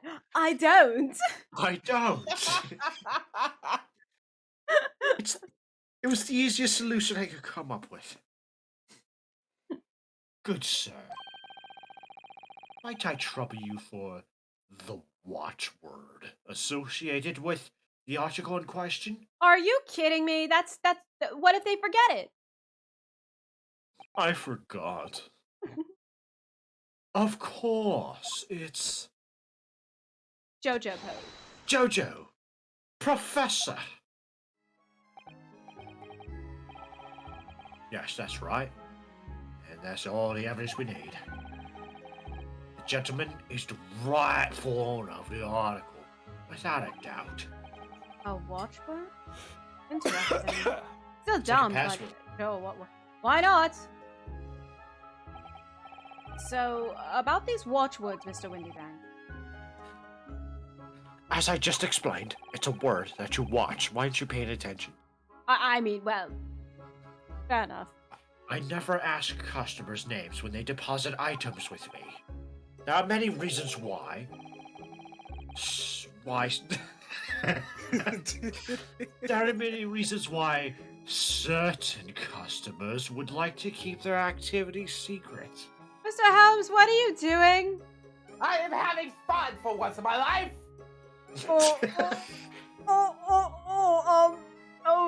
You know what? Okay, yeah, sure. All right. I'll let you be then.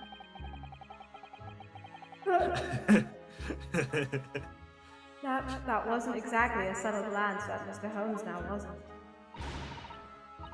Great detectives have oh my gosh.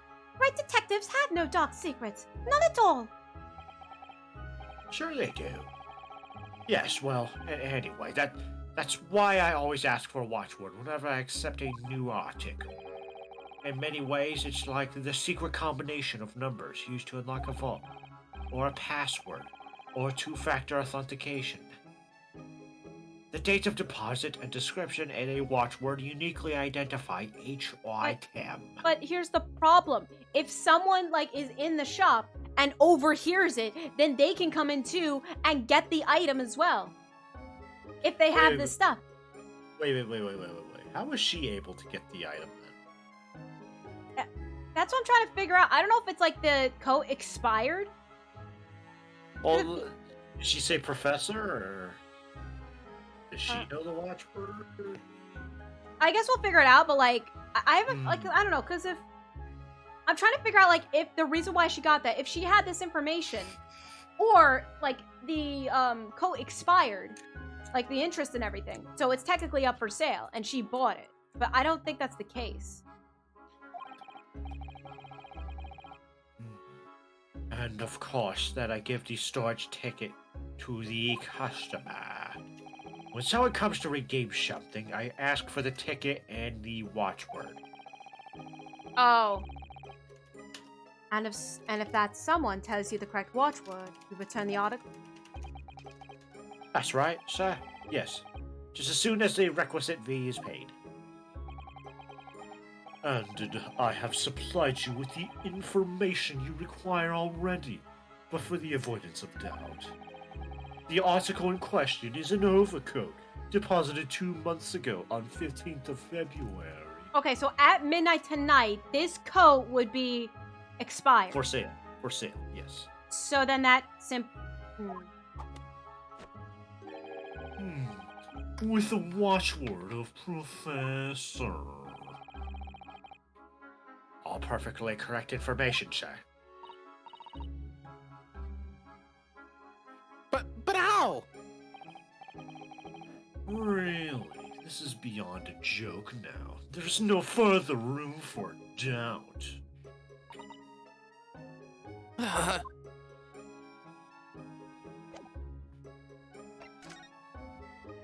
You're still at the thing, aren't you? Oh, you're not. Okay.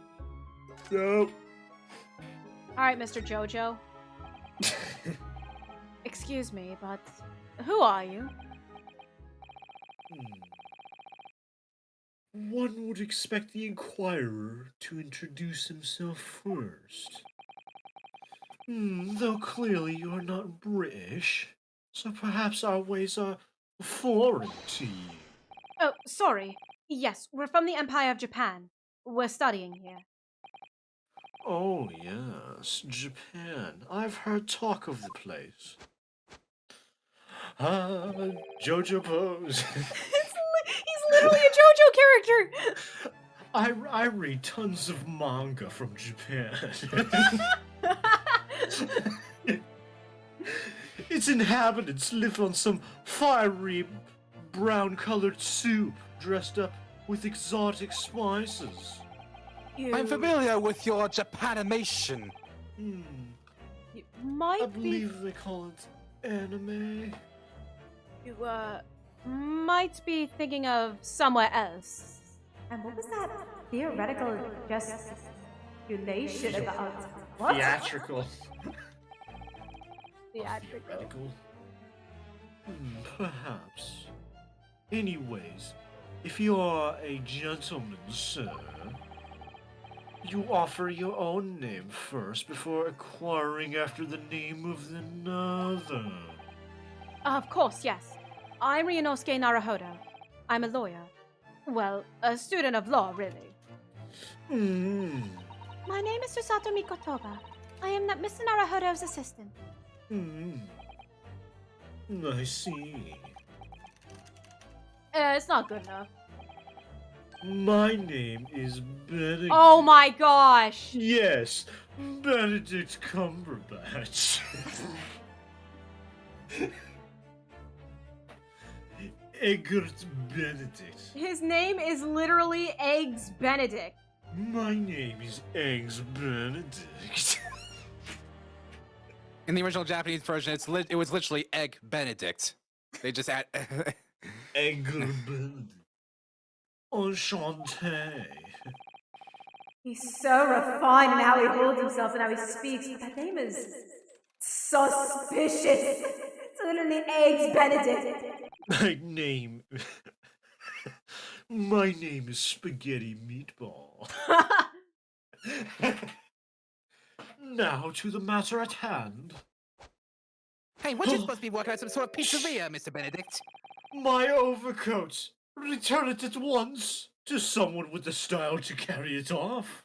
Mr. Holmes, Strike a pose. Mr. Holmes, can we go home now? I've seen everything. He's doing the JoJo thing right now. Mr. Benedict, aren't you supposed to be working at a pizzeria about now?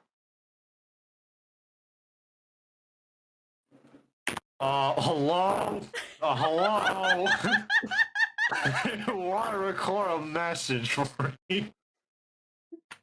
Mr. Holmes, can we go home now? Can we go home now?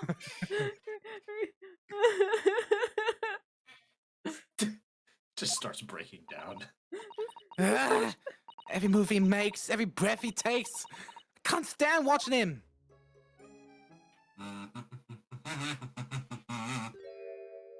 That does not fit you. Yes, it does, clearly. So, let that be an end to the matter. And thank you for your custom, Mr. Eggert Benedict, sir. Yes, with such reasonable rates of interest, I may even decide to come back. That's why I hate grown-ups. Just because I'm a diver, everyone thinks that makes me a lawyer. And the contents of the coat pockets, if you please, broker. That coat does not fit you. It looks like it fits, kind of. But of course, sir. Here's the disc for you.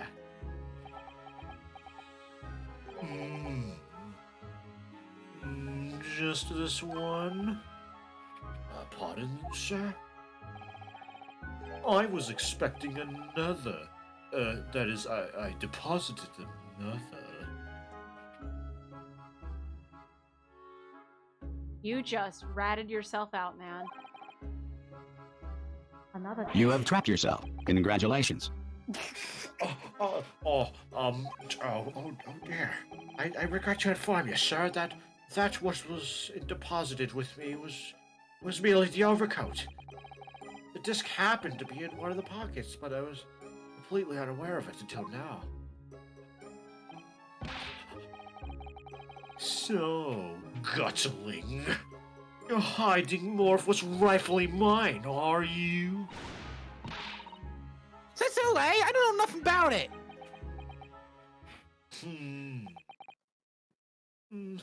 Very well. Then I shall bid you farewell. Say goodbye to style. That does not fit. I'm sorry. The white hand... It just doesn't fit. The white coat was better. Wait a minute. That disc. It's mine. Ha! What do you think you're doing, you little tramp? You've drawn blood, you filthy animal. Oh my! Yes! There's blood on the disc! Because of all those sharp little bumps. And I must have scratched his finger on them. I found it first, all right? I mean, it belonged to me old man. Oh, come on! Wow. Who's telling So the you're not having it. Or you take it. Me? If I hang on to it, they'll have it off me again. So you keep hold of it. Keep hold of it. Mr. Strahd, Why is this disc so important to her? Music disc has been entered into the court record, which this is going to be part of a murder case. The court record. You know, for that ongoing case going right now. You there, in the black livery. Hand that disc to me at once, please. No, don't. He's lying. Grown-ups are all liars. What do I do now? How am I going to resolve this? Mr. Holmes!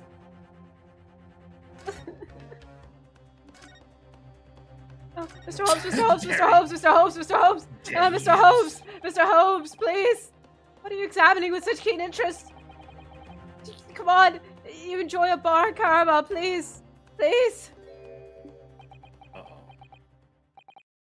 So, you found me at last, Mr. Naruhodo. You were there the whole time! I saw you! Please, what's going on? After that young pickpocket sent me on my way, I was forced to lurk in the shadows. Mr. Holmes, I literally called you and you didn't respond to me! Cruelly ostracized, as the rest of you partook in the jovial atmosphere of fellowship. No! What are you talking about? I had nothing to occupy my mind. I was too ashamed to let society see what my downfall had done to me. So feigning mock interest, I pretended to examine the tedious trinkets in this desolate place. Well, as you shrewdly observed, gnawing on the only friend I have left, the 7% solution of caramel. Mr. Holmes, 7%. okay, fine. I'm sorry, but I did call out to you. I did call out to you, and I said, please help me, dude. Come on, please join in. Hey, do you claim to understand the depths of my despair, Mr. Naruhodo? But how could you? Oh, sweetie, you have no idea, all right? I've been alone for the past few months. Years. Don't even try. I was so lonely, so desperately lonely. Then why on earth didn't you rejoin the conversation? Things have gone from bad to worse here, you know. Yes, I overheard much of your conversation. Or rather, in my craving for human contact, my ears devoured every word that was uttered. Why did you not come in? You really were sad. Come here. Oh, Mr. Holmes, I feel simply awful for you. Could have joined in on you. I was begging for your help. That my inferences are correct. Oh, surely you're not about to tell us. That you've solved the entire case once again? Clearly. No. My dear madam, sometimes I wonder, what might use for deduction to be commoditized? How much could I pawn it for? It would certainly help give me my rent's money this month. It seems Mr. Holmes has had another of his flashes of inspiration. Who knows if it will help to resolve the incident between Mr. Strahd and the mysterious captain. Oh, Mr. Narrator, you know it will.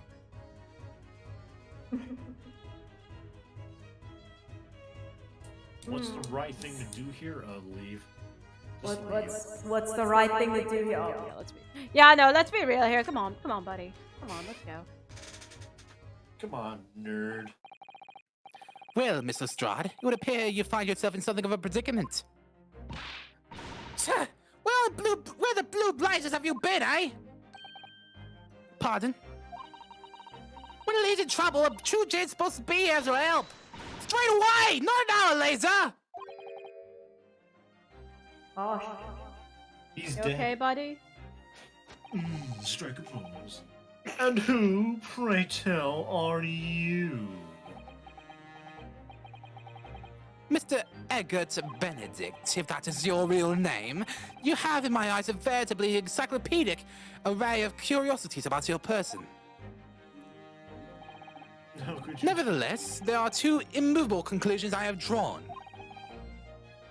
I beg your pardon. The first is this. You are guilty. What?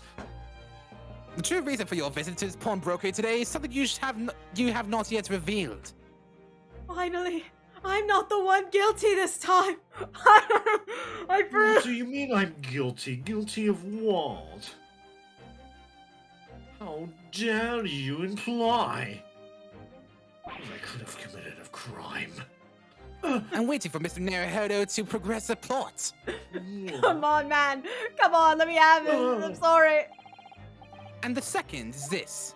Mr. Naruhodo, you are guilty. Oh, come on! A considerable crime is in contemplation. One you will orchestrate with intent to steal a vast sum of money. All right, time out with the seduction. You complained over there that you were lonely, and now here I am going to be complaining. Why am I guilty? Why is it that you bully me like this? You know, bullying is a crime, right? Bullying is a crime. Not a joke. Not if you have enough money. Well, I don't.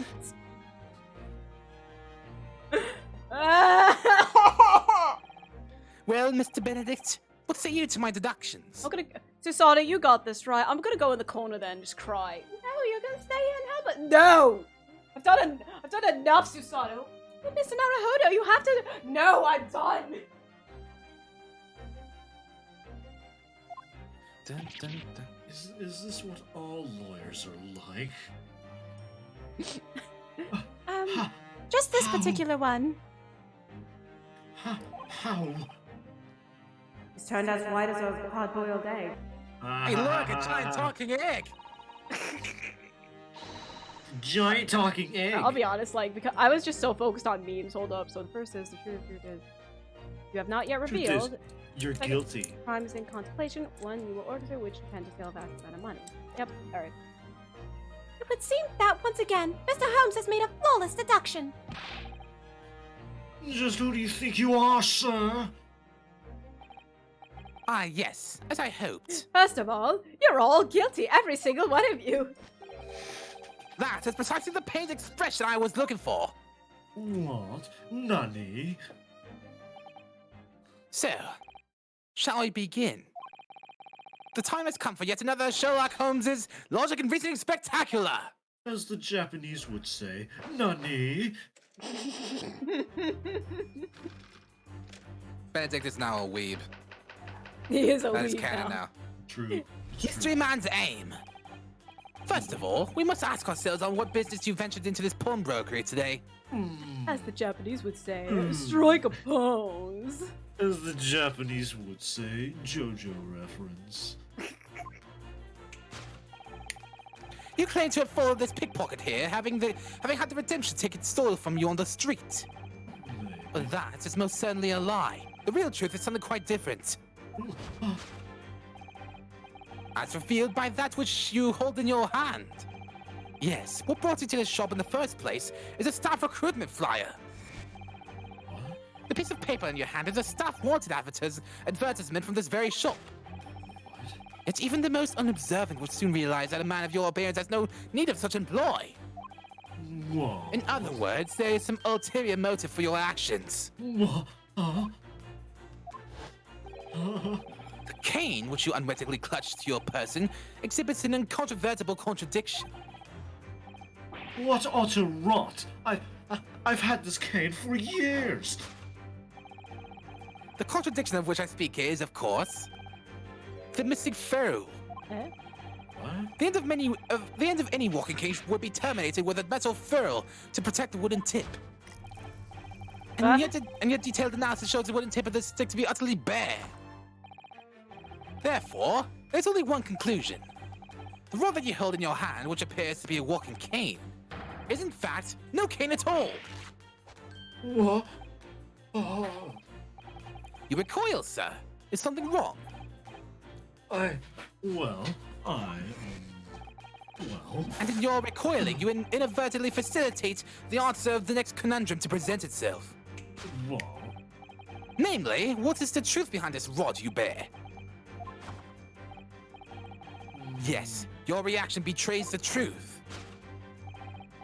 The handle, which you evidently would like to conceal, is a key to understanding this riddle, you see. What? From the moment I saw it, my suspicions were aroused. What? What walking cane demands such a stout handle? Mused I. But of course, as I said, this is no walking cane. It's a sword. No, that rod. It's a sword. Is the broken handle of a shovel.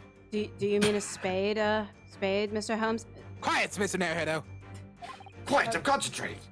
What? Are you insane? And now, having determined this undeniable truth, the conclusion is clear. Your true motive for coming here To dig your grave. was to take employment at this establishment in order to excavate the ground beneath the premises. What? What a calculated crime you have conceived, sir. A wickedly calculated crime. Okay, Mr. Holmes, we're gonna talk when we get home about all this, okay? Logic checks out. Okay. We're gonna talk about this. The great crime. Now, Mr. Benedict, let us continue. What? For we must expose the details of this elaborate crime you have in the planning. This is utterly absurd. You suggest that I, a gentleman, intend to excavate the ground beneath this pawnbrokery with a broken shovel? What on earth do you propose I could expect to find there? Wah, some long-forgotten treasure, I suppose. Say, for such a fanciful theory, what possible reason could I have to do as you say? Oh, but there is ample reason. As you are only too well aware, Mr. Benedict. What? Ah, and your furtive glance is more telling than I could have hoped. What? Let us consider what would motivate a man to infiltrate a shop such as this and covertly dig beneath his floor. The answer is revealed by the council notice on the counter to which your eyes were inadvertently drawn. You're a nice guy. This letter gives notice of the public works to be carried out in the local area. And according to the enclosed plan of the upcoming sewerage works, beneath this shop runs a sewer that adjoins another, one that runs under the bank on the opposite side of the road. This madness has entered the sewers now, has it? Yeah, really, Holmes? By excavating the ground beneath our feet, you would gain access to the waterway. That flows in very close proximity to the great vault of the financial institution opposite. What are you? And how would you even know? What are you? In summary, sir, you devised a master plan to pull off an elaborate bank robbery by dint of the underground tunnels. Master plan? Which brings us at last to the final chapter of this lurid scheme. With what plunder did the thief hope to make off with the underground vault of the bank? Are you quite serious? He is. Having consulted with Scotland Yard some days ago, I happen to know the answer. But naturally, the answer is no secret to you, is it, Mr. Benedict? I have no idea what you're talking about. Allow me to present a rather interesting piece of evidence. You see, this picture postcard tells us all we need to know. Huh? What? A postcard of the Great Exhibition? I'm afraid you've quite lost me. Currently, in the final stages of preparation, the Great Exhibition will soon be underway. And the government has provided extra funds to complete the centerpiece, the Crystal Tower. The Crystal Skull? Funds that currently sit in the vault of the bank on the other side of this road. Pardon? Yes, the considerable crime you have been contemplating. Big if true. Is the theft of that which sits in the vault of the bank, the reserved special funds for the Great Exhibition. Of course, that is top secret police information, so keep it on your hat, please. Sure, I won't tell anyone.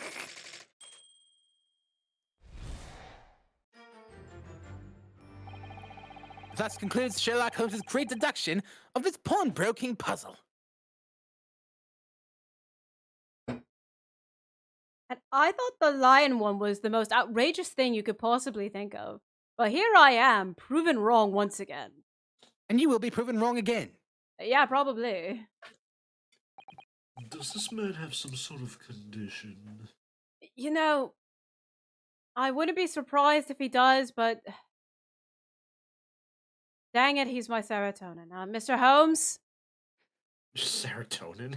I don't know what the term is. Well, Mr. Naruhodo, you are quite indeed correct. An impressively upbeat deduction for a detective vexed with loneliness, would you not agree? No. Was it true what you said about the bank over the road and what By it the has- way, sorry for interrupting you, but that previous line in the Scarlet Study fan translation is, that logic was so hot, you wouldn't know this detective was sad and lonely. Single and lonely. Dude, that's a good line. Why didn't they keep that? I know, that's actually really good.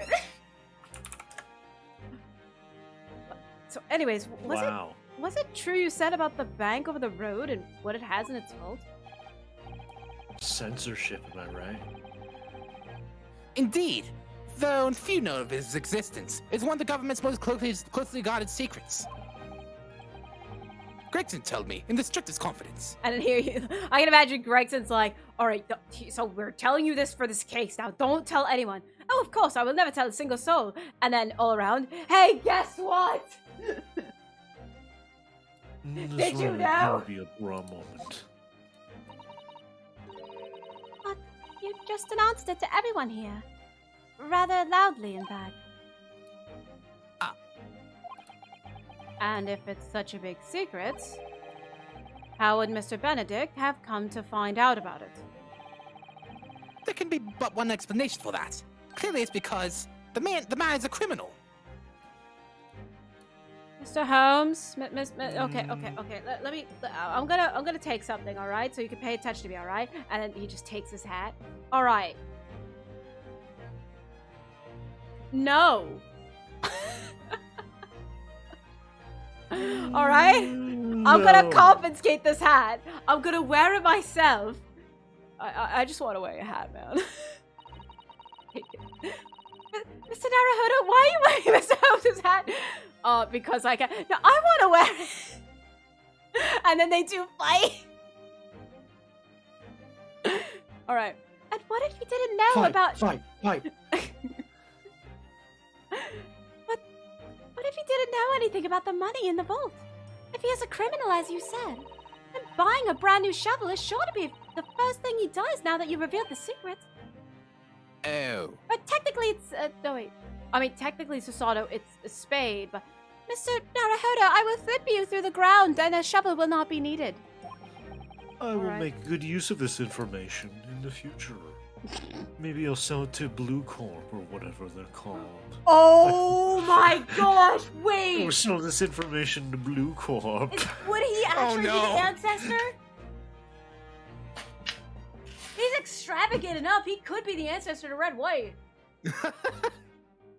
My name is reddish or whitish or bluish. Oh my gosh. Or if he doesn't, maybe Mr. Windybank will. He already has plenty of shovels here after all. Well, technically they're spades, but... Oh, my life! I assure you I'm not so unscrupulous. Huh. Well, hopefully this has taught you a valuable lesson. Sensitive information must be handled with the utmost of care. Got it, yeah. I'm going to sell this information for... One can never be sure that someone privy to secrets won't disclose them. And once the word is out, it's out. Perhaps I'll think twice before confiding in you next time, Mr. Holmes. Excellent idea, Mr. Naruhodo. An excellent idea. Well, at least he kept my secret. What? Nothing. Well then, Miss Naruhodo, you know what to do, I'm sure. I have no secrets. What are you talking about? Sure, yes. Let's listen to that great deduction again and see if we can massage it into shape and actually make it make sense. Very well then. Let's start once more from the beginning. And I'm gonna be wearing your hat this time. I'm Sherlock Holmes' magnificent logic and reasoning spectacular. Can I have the hat? No. Oh. Hold it, Mr. Holmes.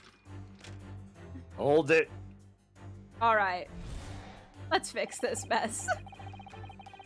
Bob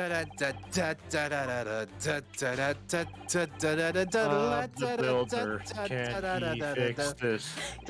Bob the Builder, yes he can.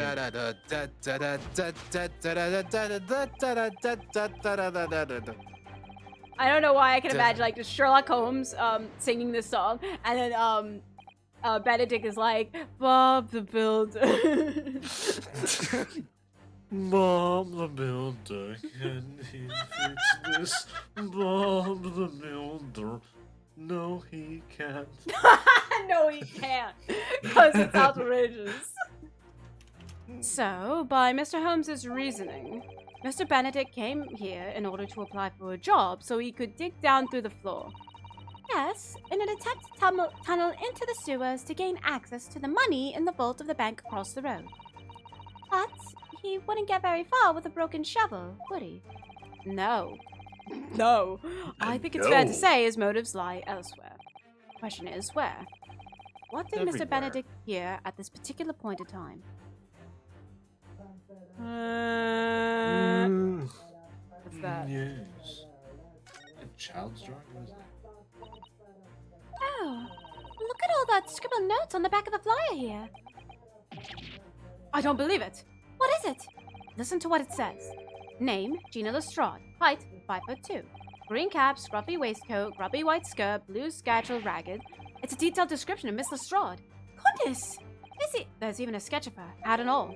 Although, if he showed it to her, she'd fire that smoke grenade launcher into his face, for sure. And look, the details of this shop have been written down here too. Windybank's Pawnbrokery, Baker Street, redemption deadline 15th April. Which is today's date. Why would Mr. Benedict have all that information scrawled on the back of that piece of paper? Ahem. Take that! Slap! Take that. Could Yes. you... What brought you to the shop in the first place? Is that info about Miss Lestrade? Quite so, my dear fellow. It would appear that the writing and sketch on the reverse of the flyer pertain to the pickpocket, Miss Lestrade, and to Mr. Windybank's pawnbrokery here. You originally told us that you had merely given chase after Miss Lestrade stole the redemption ticket from you. But that's, sir, it's a thinly veiled lie. Gina, why are you looking so crossed? We're literally helping you. It is the information on the back of that flyer that led you here today. By which I mean, Here to Windy Bank's Pawnbrokery, and today, the redemption deadline of that overcoat. So, you waited outside for the young girl matching the description you have written down to arrive. And you have gone to some lengths to hide the reason for your pursuit of Miss Lestrade. In other words, there is some ulterior motive for your actions. The cane which you unwittingly clutched your person exhibits an incontrovertible contradiction. What's utter rot? I've had this cane for years. The contradiction of which I speak is, of course, the Missing Pharaoh. What? What? Desauto, what's a pharaoh? It's the metal cap commonly found on the end of a cane, Mr. Naruto. It's simple. Why don't you know this? Oh, I'm sorry, alright?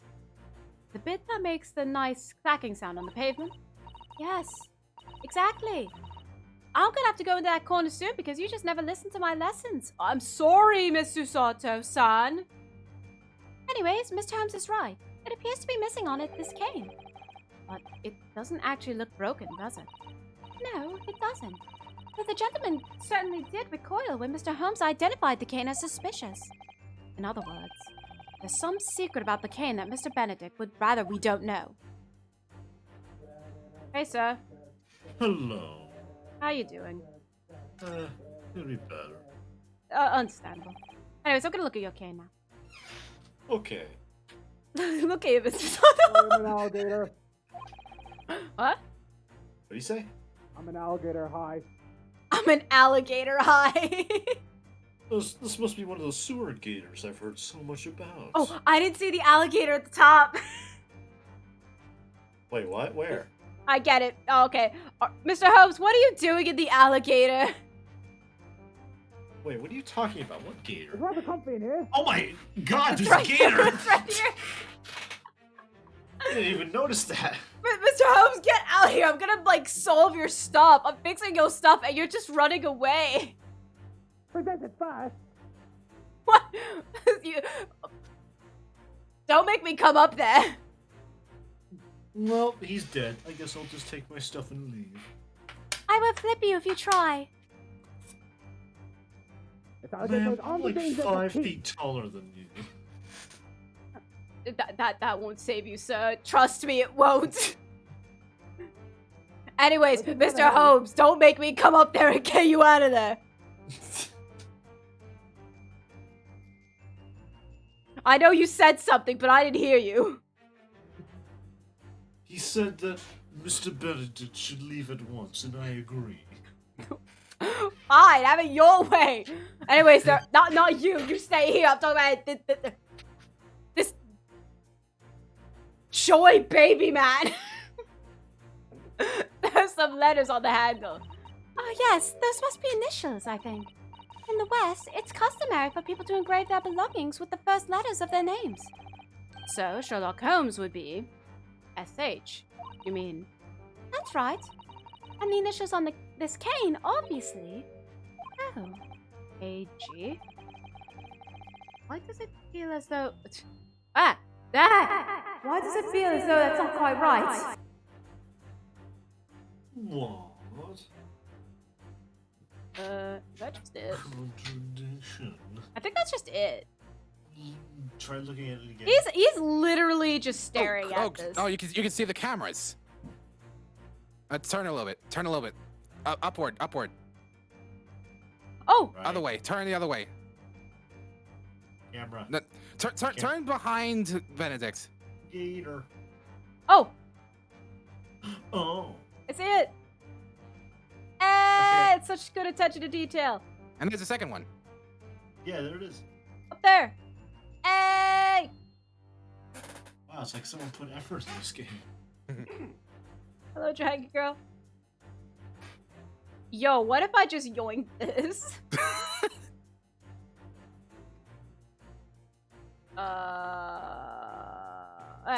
Take that!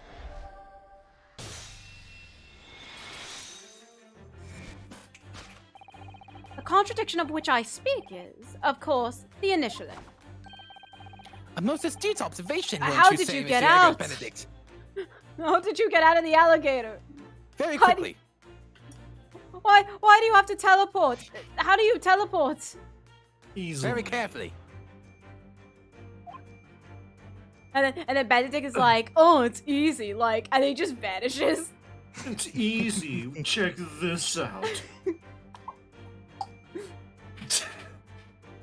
Huh? Wait. Dragon Girl Moon asks, is cereal a soup or not? It can be a soup. It's cold soup. See you later, boy. And see you later, boys and girl. I guess. The boy. Bye. Bye. Bye. Bye. Bye. Bye. Bye. Bye. Bye. Soup. I'm doing walkie-talkie. Soup. We are led to believe, sir, that your initials are EB. Earthbound. Games. And yet, in the most possessive manner, you have in your grasp a bear, a cane bearing. You have in your grasp a bear. Okay. The underground, a bear. You have in your grasp a cane bearing the initials AG. AG. An incontrovertible contradiction indeed, would you not agree? Well, first, Mr. Holmes, it's not a bear. It stands for Agatha Christie. Wait. Hold up. No, I have to look this up. Hold up. I'm sorry. What are you looking up? No, hold up. This has to be a thing. Hold up. Oh no. Hold Agatha on. Christie is an author. No, I know. Well, I don't know, but I guess that's good to know.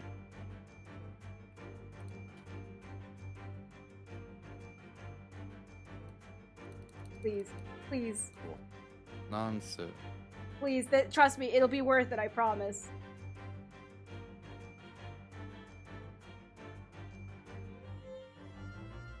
Come on. Come on, please. Just one. I just need one name, please. Please. Please. Dang it, okay. I was looking up JoJo characters, see if, like, you know, they had AG. No! You're wrong. This cane isn't... You said before that you'd had that cane for years. Look at my smug face, dude. So don't try to tell us that you just borrowed it from a friend or found it in the park.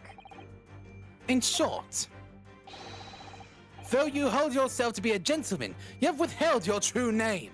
We have guns as fingers and we could just shoot you and say you're guilty, right? You're guilty. Dang it. You recoil, sir. Is something wrong? Also, I heard something rip. Yeah, what was that? And in your recoiling, you inadvertently facilitate the answer of the next conundrum to present itself.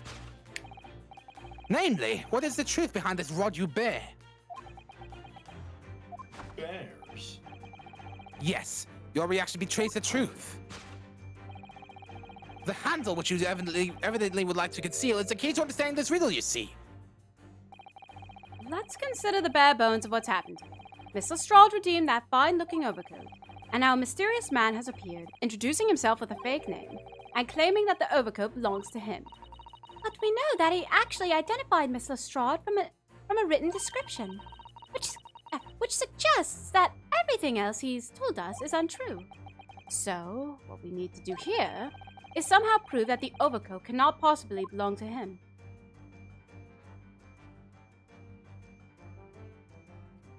Take that.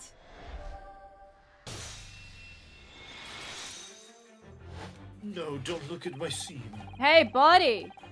The split seam, which you evidently would like to conceal, is the key to understanding this riddle. Which I guess kind of just broke again, sort of. Yes, because the overcoat is rather obviously a poor fit.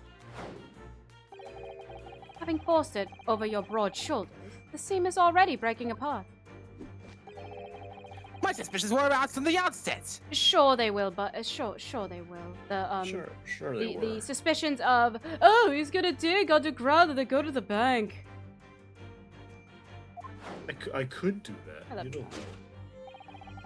When you so boldly lied about your name and so boldly waylaid this pickpocket. Ugh. This catalogue of untruths has all been for one very specific purpose. To troll. To steal the article that the young girl redeemed from Mr. Windybank. Arg. Spin. Spoon. But what really irks me is this. Speed. The considerable crime I initially imagined has been considerably curtailed. Yeah. Yeah.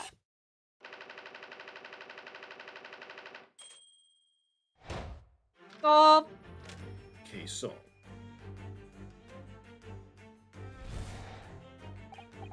Now, Mr. Benedict, let us continue. No. For we must expose the details of this elaborate crime you have in the planning. This is utterly absurd. You suggest that I, a gentleman, designed a wheeze to filch some tawdry article of punch? Have you forgotten that I redeemed the article in the proper manner, using the watchword? Yeah, because you probably overheard it. Hoo ha ya hoo! Had I not been the one to deposit it in the first place? How could I have possibly have known the relevant details? Ne sais pas. Oh, but the watchword can be discovered. As you are only too well aware, Mr. Benedict. Oh. Your furtive glance is more telling than I could have hoped. What? Let us consider how one might come to learn a secret watchword relating to a pawned property of another. The method is revealed by the council notice on the council to which your eyes were inadvertently drawn. The direction of the deduction must change rather dramatically now, I think. I would hope so. No more talk about tunneling into the sewers. Wait, is it why? Why do I think this? I guess which is a pity because it all sounded rather exciting. Mr. Naruhodo, did you really just think that? I guess the game said so. Anyway, you can't deny that this mysterious gentleman did know the watchword. Yes, Professor. If you didn't know that word, Mr. Windybank would never allow you to redeem the article. Or, looking at it another way, if you did know the word, Mr. Windybank would allow you to redeem the article, whether it was yours or not, because the system is flawed. The question is, could this gentleman have found the watchword out somehow? Through logic and reasoning, my friend. Oh. Easy. A gun. Good. This is Mr. Windybank's gun. Yes, loaded with only one bullet, he said. Perfect. Picks up gun. Mr. Naruhodo? There's only one way to do this. Mr. Naruhodo, what are you doing? There's only one way we can know for sure who's the real person that owns the code. You know, forget this reason deduction. Mr. Naruhodo just runs up, puts the gun at the guy's head, admit that the code is not yours, or I will blow your brains out. This is absolutely absurd. Well, admit it. Point a gun at me. In 5 seconds, if you don't take off the coat that we know is not yours, we know this coat is not yours because it's ripping and it doesn't fit you, I will pull the trigger. 5. Maybe I gained weight. 3. I've gained a lot of weight since 2. then. I don't want to admit it, but you've made me. 1. I am dead now. Well, there you go. Here's your coat back. Well, no. If the bullet was already in that one chamber, and then, Renosuke loaded, and that means it would go to an empty chamber. Yes. So it would be a threat. It would just be an empty threat. But imagine that actually working. That's just a funny alternative, though. Just kidding. I'm still alive. I've survived. Well, yeah, because I didn't shoot you. Unless his stand caught the bullet. It was a blank. Eggs Benedict stand. his stand would just be hard boiled. It would appear that being a pawnbroker is a very life or death pretend. Susato, your voice changed. Why did you sound like Sherlock Holmes? I was practicing my Sherlock Holmes impression. I see, alright. That might just be this particular establishment. Understandable. Have a good day. Alright. I'm just kind of sitting here. I'm not participating. Look at this, Mr. Sato. It appears to be a memo that Mr. Windybank has scribbled to himself. Windybank. What does it say? Oh, Professor.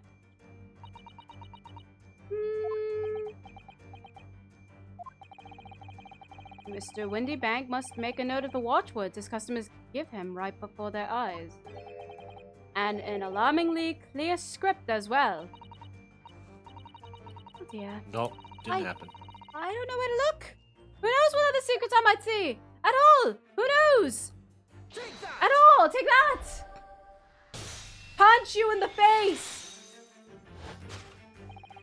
The method is revealed by the notelet on the counter to which your eyes were inevitably drawn because literally this shop is a scam.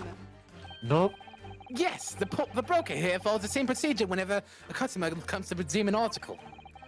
He asks the customer for the watchword and notes down the response uttered on a notelet he has to hand. Then he consults his ledger and confirms whether or not the watchword matches that of the article in question. I would expect nothing less of a diligent pawnbroker. What his diligence clearly has is disadvantages. What are you talking about? It is increasingly apparent that you were present in the shop before your accusation against Miss Lestrade. What? Hello. Rinosuke! Oh, that's me. Oops. In all likelihood, you followed her inside and then observed her talking to Mr. Windybank. When the diligent broker made a note of the watchword, I was already talking, Miss Meganaunt. Well, you see, we have to do this symmetrically now. Symmetrically? When the diligent broker made note of a watchword, as is his common practice. You observed him writing... Wow, you two. Get it together. Working with absolute unprofessionals here. You see, sir, we have problems. But I can imagine, like Rinosuke and Sherlock Holmes, like, they wrap, like, their arm around their shoulders, and, like, we have problems. We got some problems here. You observed him writing the word professor on the notelet beside the ledger. Ah. Did I? And that, sir, was the master plan you devised to steal the pawned article from the young Miss Lestrade. Master plan? Arg. Which brings us at last to the final chapter of this lurid scheme. Why would she go to such lengths to redeem that particular article from this pawnbroker? Are you quite serious? For an ill-fitting overcoat hardly seems to justify the effort, much less a worthless music box disc. I wish I didn't click Z, because there was a perfect moment of, like, Sherlock kind of looking at the camera like, what do you think, kids? Like, comment, subscribe for more. But naturally, you had very good reason to make them yours, didn't you, Mr. Benedict? I have no idea what you're talking about. Allow me to present a rather interesting piece of evidence. You see, this picture postcard tells us all we need to know. The articles we're talking about are the overcoat and the music box disc that was in one of the pockets, which according to Mr. Windybank isn't even worth a penny. And yet, this man went to such lengths to steal them. Why? I wonder if perhaps we already have the evidence we need to explain it, Mr. Naruhodo. Nope. Really? Like, better have a thorough look through all the evidence we've collected so far. Ha! Look at this disc I found.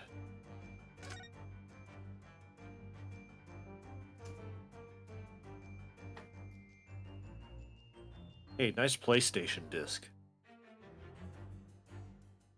I'm going. Ah, Rinosuke, me boy! You've retrieved me disc! Finally, I can play on me PlayStation 2. Oh, she actually left. Well, guys, thank you so much for watching.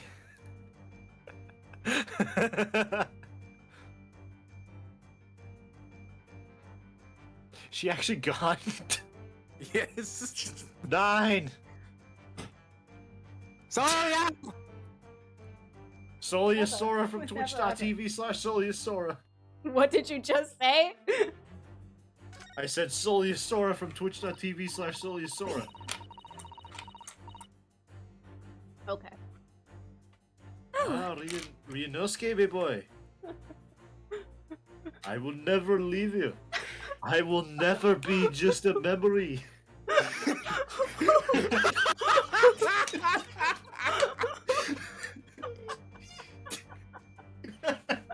Like, I can imagine, like, he sees this, and then, like, oh, like, Mr. McGilden's, like, on his shoulder, but only Ryunosuke can see him.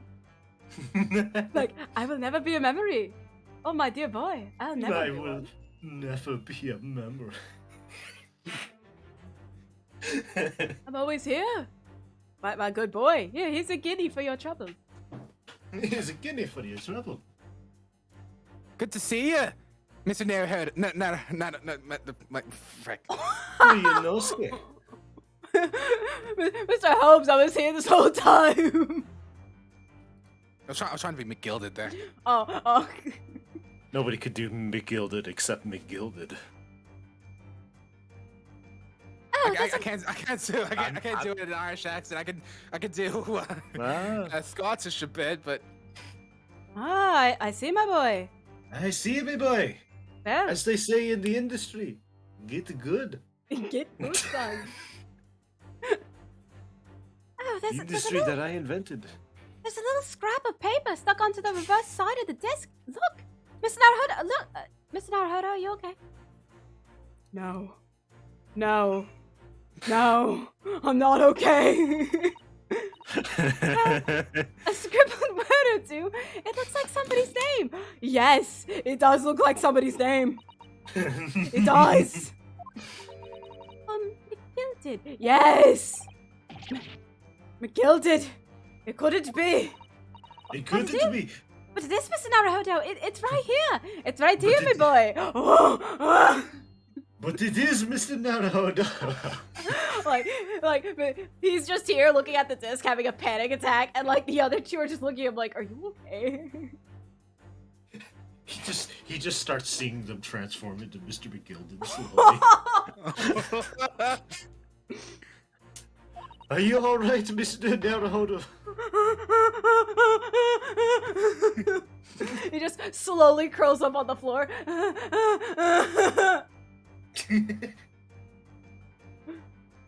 Is he alright? I don't know. Is he all right? No! Mr. Naruhodo, look, a name we shall never forget for as long as we live. I know, Susanna. Why? Just why? Mr. Naruhodo, me boy. I will never be a memory. I will never be just a memory.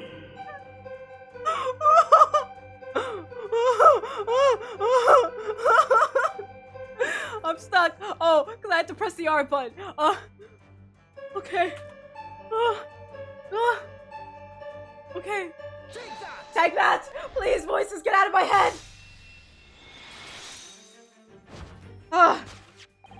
You see, this music box disc tells us all we need to know. What's that on the back? it reads for McGilded. Ugh. Me boy! Miss McGilded. Me boy! Mr. Naruhodo, me boy! Oh man! Oh my god! Mr. Naruhodo! I turned myself into a pickle! I pickle McGilded!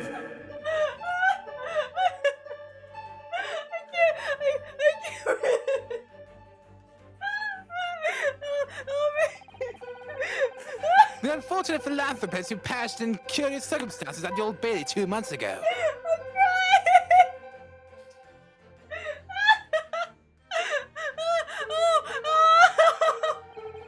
Prominent man in London through his loan-mongering demonstrated a distinct lack of scruples.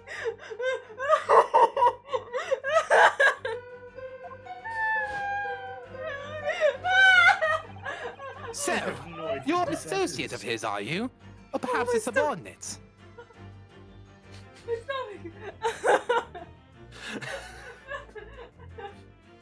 She's broke. She broke. We broke. She's broken. We lost her, UA.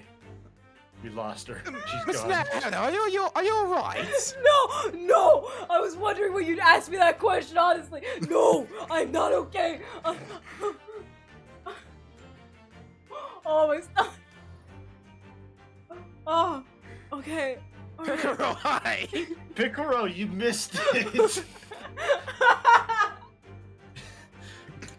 Nine is currently in the process of losing her mind. We broke her. She's gone. Come on. This is the end of Solia Sora on twitch.tv. How are you two not dying laughter of this? Oh my gosh. Okay, that's not Sholmes. I don't care what anybody says. That's not Sholmes. No, it's not. It's No, I just said it. Okay, here we go.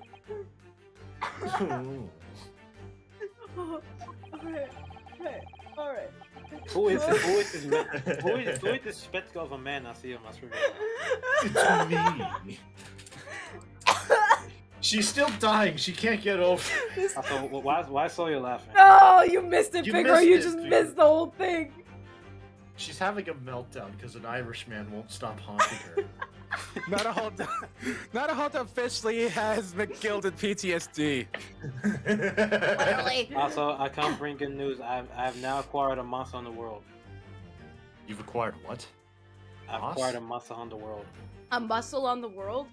A muscle around the world? I've acquired a monster hunter world. Oh, let's go. Monster Hunter. Oh. I can now have monsters on Steam. You have a muscle around the world. I can't get them in ice though, but only in the world right now. That's pretty cool. This is like when you walk into a public restroom and you hear someone cry, okay. Okay, dude. I'm sorry that my dying laughter is so unpleasant for you people. It's not unpleasant. Alright, here we go. It's not unpleasant, me boy. Mr. McGilded was a man of unusually small stature. In fact, I have PTSD. Oh my gosh, he was precisely the right size for that Oh no! Wait, he is overcoat that you've squeezed yourself into. Ugh. Your true identity remains shrouded in mystery, Mr. Eggers Benedict. Excuse me, I can't talk. But the final conclusion here is crystal clear. The reason you came to this pawnbrokery today... To rob a bank, obviously. Was to retrieve an article left behind by the late Magnus McGilded.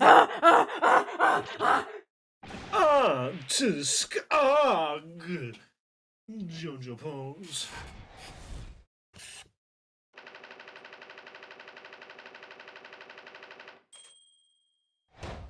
Mr. McGill. Here, Mr. Holmes, here's your hat bag. I'm sorry. Thank you. Elementary. Snake, do you like my sunglasses? Well, Mr. Magnus McGilded. That's not my name. Not a name I expected to hear in these circumstances.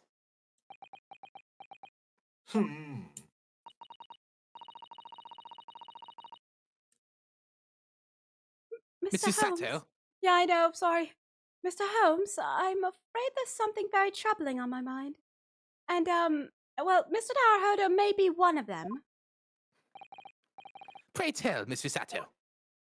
Well, first off, I think we probably need to get Naruhodo out of this building. I think he's losing it very badly. Yes, he may need some fresh air at the moment. Yeah, so, but anyways, the other thing. According to what Mr. Windybag told us earlier, the day was the final day on which the code could have been redeemed, was it not? Yes, ma'am. That is correct. Today would be precisely 2 months since it was first deposited. Well, today is 15th April, so 2 months ago today. Would have been 15th February, sir. That's right. It's all carefully recorded in me ledger. Deposited at 10:30 p.m. I see. What? But that suggests... Yes, 15th February. precisely the day on which the omnibus murder took place. And 10:30 in the evening was precisely the time at which that terrible events were unfolding. Suggestive is not the word. It would seem the matter is entirely beyond coincidence. Oh yeah, Picaro, for context of this guy, he's a JoJo character. Hello, it's me, Jojo. My name is Jojo Benedict Star. You are, of course, at liberty to make whatever outlandish deductions you choose. However...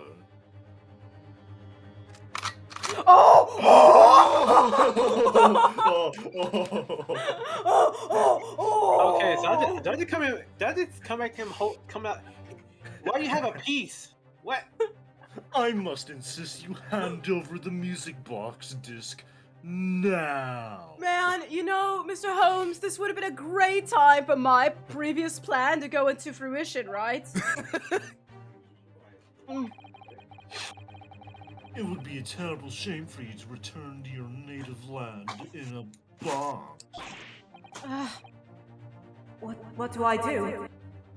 Absolutely not. You not scared of guns?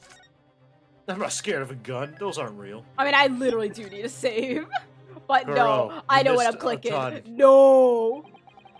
Is it cereal or soup or not? There are some things a man must protect at all costs, and it's abusing this. This may well be one of those things that I die with. But again, you're not. Hold it! Oh, that's Windybank. Hold it! Mr. Windybank. This is my shop. I can't allow any harm to come to my customers. If that were to happen, I should have to take my own life. Why do you have a piece? What are we doing? He just goes around, the only one who could die in the store is me, and he just points the gun at himself. Well, Benedict is like pointing a gun at him. So now, who's gonna be stupider? The person, person trying to shoot the people, or shooting the person that's trying to kill the person trying to kill himself? Who will win in a death battle? Mr. Windybank, no! Please! Alright, that's enough. Hello. Oh, yeah. Oh! Inspector Gregson! Inspector? That's right, Sunshine. The law was raised on one of our dedicated emergency lines. Wait, let's give it to Picaro, wait. Ah. Yeah, Picaro. I'm just saying, like, you know, balancing. Hold on. Unless you want to. No, it's fine. I can take him. I'm just trying to think. Alright, I got it. You got this, man. You Ruffius. got this. That's right, Sunshine. The alarm was raised on one of our dedicated emergency lines. So we got here as fast as we could. Now, what's all this about, eh? Oh, praise be, you're here at last. I was moments away from forfeiting my own life in my own very establishment. Oh, no. How about you put the gun down, sir? Alright, great. It would seem you have the upper hand. Oh. Nobody has to die today. Amazing. Right, you like have got some explaining to do. I don't appreciate being bothered with some petty aardvark. Argy bargy. Matty? Mr. Windybank very nearly met it with his end. And I almost died.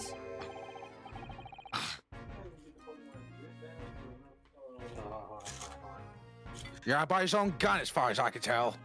I got it. I was eating. I thought that was the kazoo's, like... Yeah, by his own gun, as far as I can tell. Oh dear. whole of Britain can meet with his head. But don't get to the bottom of the case I'm supposed to be working on. What? What on earth is the case, Inspector? Spare no detail, Gregson. I might have said a little too much. No matter. Nothing to do with your life. Anyway, sir, you're gonna have to come with me down to the station. But of course, Inspector Gadget. Yeah. It's getting away! Get after him, lads! What's the debate officer too? Sir! Trolled. What did he do? Trolled. He danced. He ballet dance. In fact, I believe I heard that his mocap actor was a ballet artist. Or ballet dancer. There's been a spat of thieves wow. at pawn shops around here recently. So we faded mercy buttons need the cannons for brokers to let us know when there's trouble. Oh, Inspector. I was very worried there for a while. Very worried indeed. Now then, Mr. Permanently in Mourning. Oh, yes. I'll be taking down whatever it is of McGilda's down to the yard. Thank you very much. So hand it over. Oh, yes, of course. No, don't! Don't give it to him! It's mine, that is! Mine! I'm sorry, miss. But anything belonging to McGilda has to be taken as evidence now. As evidence? If the police demand something as evidence, my dear fellow, we have no choice but to capitulate. Capitulate. It's all yours, Inspector.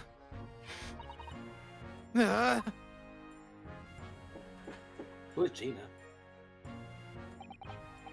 And so, Gina just we like- handed Mr. McGill's disc over to Inspector Gregson, Me who boy. was summarily turfed out of the shop and onto the street.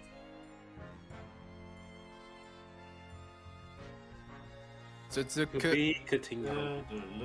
Man, that was, That was an something. experience. Or was it? Do you think we should continue a little more, or should we just save it for next time? No, usually our streams are like 3 hours. Mhm. Yeah. I feel bad because Picaro just came here.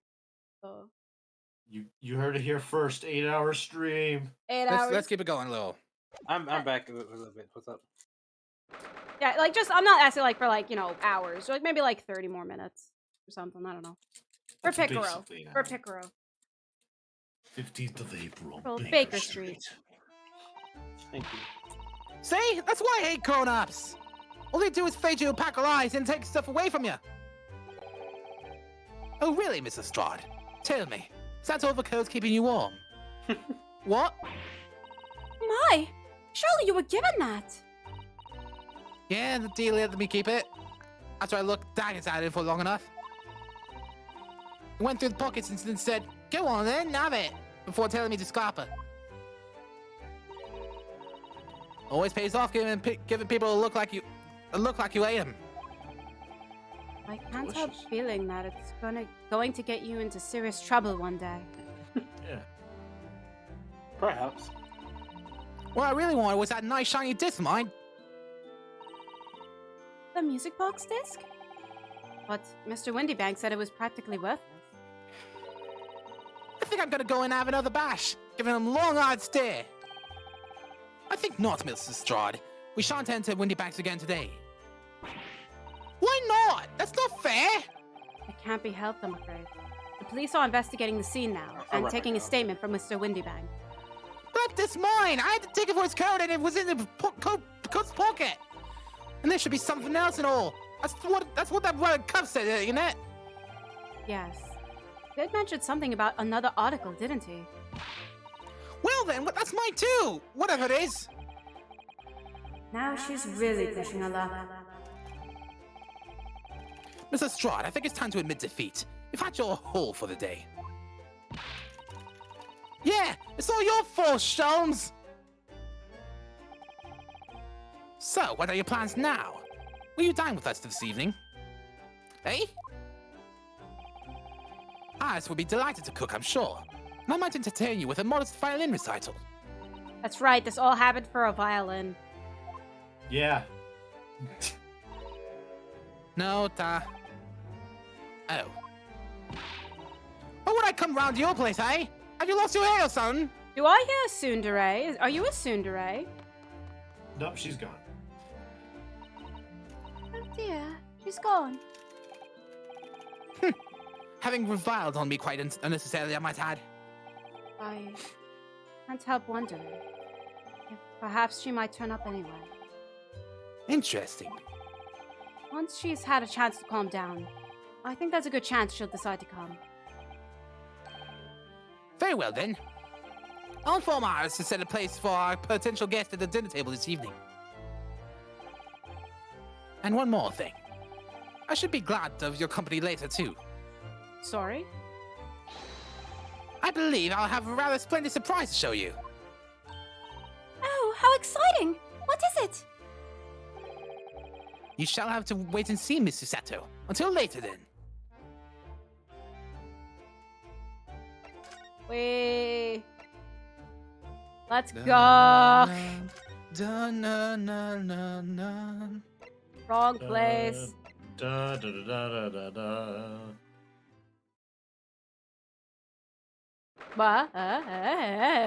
Okay. 15th February. Oh my gosh. 15th April, 3:46 p.m. Holmes' suite. Holmes is sweet. Ah, Susie, I meet you. Come in, come in. Good afternoon, Iris. Thank you so much for breakfast this morning. Oh, don't mention it. Goodness, look at the time already. Busy as always? I am. I'm preparing everything for dinner this evening. Already? You're obviously cooking something special, are you? Oh, yes. After all, we have a special guest joining us. Guess who it is? Go on. You'll never guess. It's this gun. It's this gun. Look at those little eyes of hers shining. Oh dear. It is awkward when you already know the answer, isn't it? It's Ginny! Isn't that exciting? Oh! Oh! What a surprise! Yes, that's wonderful news! Wow, Iris seems overjoyed at the idea. I can't wait to learn some pickpocketing tips from a real professional. I have a special guest. Pose. We have a special guest, Pose. Oh yes, that does sound like fun. Huh? What's up? No, I'm saying what they'll say. I'm not sure that's entirely appropriate. Are you Mr. Naruhodo? By the way, Iris, what's Mr. Holmes up to? Holmesy? Oh, it's been like that ever since he got back. Hello, Mr. Holmes? I beg that you won't speak to me. Oh, what? Oh. Sorry? It was the wrong I violin. don't know who you are, but kindly take your leave. Mr. Holmes, what the? It's your boy. As you can see, I'm not here. What?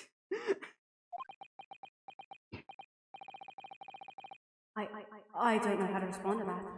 Basically, every time Sawyer talks to me. Wait, what? No, I said basically almost every time that we meet Sawyer and Mega and who would do anything together. Just pretend I'm not here. I do apologize. When he gets like this, he's completely oblivious to everything. Not here. Yes, I see. The only thing that's here is Really, he behaves just like a child sometimes. Holmesy does. Just a 10-year-old. Mr. Holmes and Iris have something of a parent and child relationship, don't they? Yes, except that Iris is clearly the parent here. Come to think of it, I wonder where her real parents are. I wonder if it's Mr. McGildy. That would be a plot twist.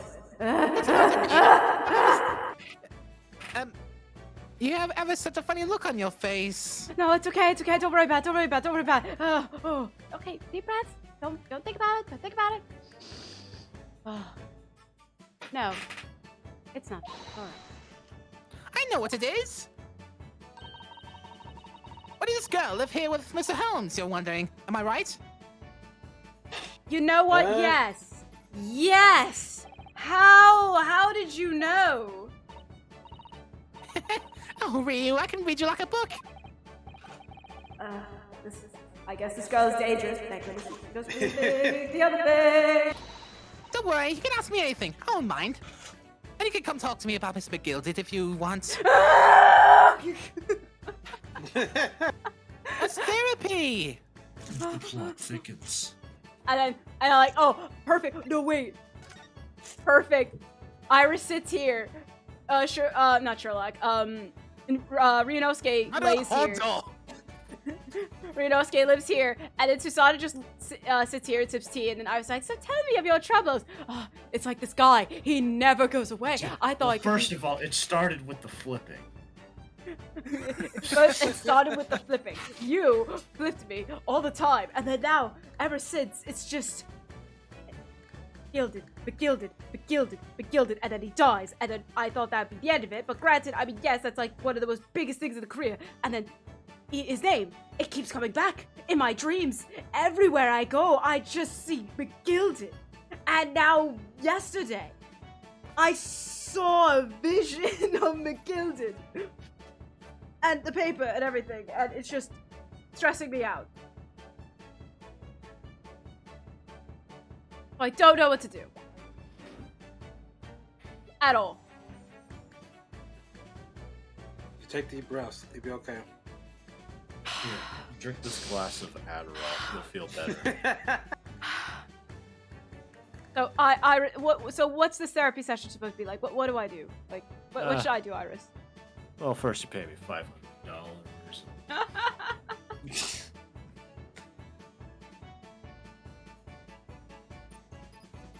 Sorry, 500 guineas. Well, Mr. Naruhodo, I'm not Iris or anything, but maybe you should just accept that he'll be there? Okay, maybe not, maybe not. Alright. How about this? We just talk to Iris about other things and take your mind off it. Let's talk about Ginny. Ginny Weasley? Alright, fine. So by Ginny, you mean Miss Lestrade? The young woman from Mr. case 2 months ago, right? Yes! Who also stole my experimental smoke grenade launcher. Although, after that trial, I invited her back here and we had dinner together. And now we're the best of friends. Oh, what a lovely tale. Yes! Now if I bump into her on the street, she runs away as fast as she can. Oh. And I chase after her down with the back alleys. Interesting idea of friendship. So you game of cat and mouse. And then I let her have the latest color smoke grenade I've developed. Oh. There's so many beautiful colors in the world. Ginny wants me to make a whole rainbow. I suppose this means you've let Mr. Lestrade keep the smoke grenade launcher, have you? Yes, that's right. I got bored of it anyway. Holmes always reacts the same when I shoot with it. But like every single time, I just shoot him and he's like, oh, the exact same way. It's not interesting. Sherlock Holmes is just like, how? That's kind of a boring reaction. It's very boring. Or Holmesy. Oh, I can't wait for Ginny to arrive. It's been too long since she last came over. I'm so excited. I'm so excited. Swined. I just hope she does actually come. At least you can exercise, I said. I'm sure you've been wondering why it is that I live here with Holmesy, haven't you? Well, it has crossed my mind. That and where are your real parents? Oh. My mummy and daddy aren't with me anymore. I see. Mummy passed away when I was born. And at around the same time, my father... Well, he had to go to a faraway land because it's one of the cases he and Holmesy were working on. Oh. Wait a minute. You say he and Holmesy? Yes. Daddy and Holmesy were always solving mysterious cases together. didn't mention that before. He wrote them all up in his diaries. That's what's in the metal chest over there. His body's in the chest. Really? He recorded them all? So, you mean it's true? Mr. Holmes really did have a partner with whom he tackled some of his most taxing cases. Oh, yes! I mean, it's always nice to have one, isn't it? Yes. So Mr. Holmes' partner was your father? Exactly! Holmesy told me I wasn't allowed to look in the chest. Well, that only made me want to look even more, so I opened it up. Wow, so evil. And I found my father's dead body! Oh. And you found your father's memoirs? Yes, so I asked Holmesy, who wrote these? He nearly fell off his chair. But then he told me. That's when I found out that the author of all those accounts was my father. So Iris's father was Mr. Holmes' partner. Your father. My father. I practically lived with Holmesy all my life. I was tiny when he took me in. So, it came as quite a shock. And Holmesy told me he wasn't really my daddy. I mean... It must have done. It must have done. It must have done. It must have done. I wonder why Mr. Holmes chose to tell you. And at such a young age. Holmesy says it's because he wouldn't have been able to hide it from me.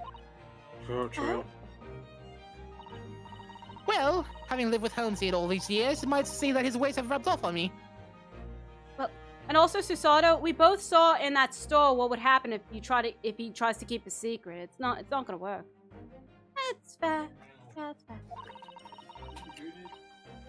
There's some things I just see. Especially lies. I almost know when people are lying before they even open their mouths sometimes. Right. Anyway, I was so fascinated when I read Daddy's diaries. That's what inspired me to write The Adventures of Sherlock Holmes, actually. I'd always assumed Mr. Holmes simply told you all those thrilling stories. Oh no, Holmesy's hopeless like that. Oh. He forgets everything. As soon as he solved the case, it all but vanishes from his mind. Oh, I see. The other day, it was so embarrassing. As usual, he totally forgot about the case he just solved. Ouch. So the very next day, he gathered together all the people involved and proceeded to solve the case again. Oh, wow. Oh my god. What a It lad. was quite a shock for everyone. You could say that again. Wait, or it could be like, imagine, he actually keeps living this same point again and again.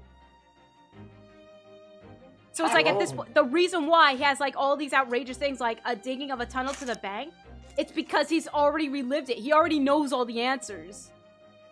He has early onset Alzheimer's.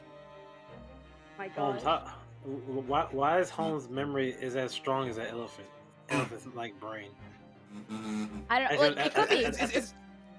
It's actually a bit of a canonical thing. Like Holmes does his best to forget needless details. Ah, I see. Yeah, Kuro. He re-experiences the same, well, in this case, not day, but maybe like a year or something, like some period of time, again and again. So he already knows you and what you're about because he's already heard of it. He already knows these cases and decided to do arbitrary things because, you know, he already knows it, but hey, it would be funny if you could solve it yourself as well. Think about that. Can we think about that for 1 second? That would be, whoa. You could say that again. No. You share your father's surname, don't you, Iris? That's right! Watson! That is Dr. John H. Watson! I learned from his diaries that he's a doctor of medicine, you see. That's what prompted me to study so I could earn a doctorate as well. Iris's father went to some distant land and is a doctor by the name of John H. Watson. Oh. This was unexpected. It is. The court will now hear the trial of Ryunosuke Naruhodo. It is looks like you're guilty. Kindly state before the court the name of the victim in this case. Wait. The victim's name was Dr. Oh, you get the twitchy. What? Yeah. In the first, yeah. The one that you accidentally shot. What? It all ties in together. That's why you always said Watson in that first case. Instead of Wilson. Wait. Wilson! Wait. So her father died back back in the So first that's case. In case one. Recent. That's relatively recent, isn't it? The very first case, yeah. Come on. Mr. McGilded. Oh my gosh! I believe case 1 was in November of the previous year. And it's April now, so. That's not even half a year. Wait. That's like Yeah, it's not. No, it's not even half a year. Oh my gosh! The victim's That's why name Sherlock was on the boat, probably. Dr. John H. Watson. No, I think Holmes was coming back from Afghanistan. No, not Afghanistan. No. No, keep going. That's right. Visiting professor of medicine at Imperial Yumai University. Yume. Yume. And the man who, in the most bizarre of circumstances, lost his life just before we left Japan. Miss Susato. Yes? Perhaps we shouldn't pursue this conversation any further at this time. Too late. I think that would be for the best. Ah, my dear fellows! How good to see you! Are you okay? Are you okay, Good sir? timing, Holmes. It looked like Good you were about, timing. like, when I approached you, you looked like you were gonna punch me in the face. Are you okay, man? No. Pat, pat, pat. It'll be okay. Mr. Holmes! Why, did you not make your presence known to me before? We did. Because you were gonna punch us in the face? Well, no matter now. So, how the devil are you? We've been with you for most of the day. Goodness, really? Tell me, Mr. Holmes, is your violin unscathed?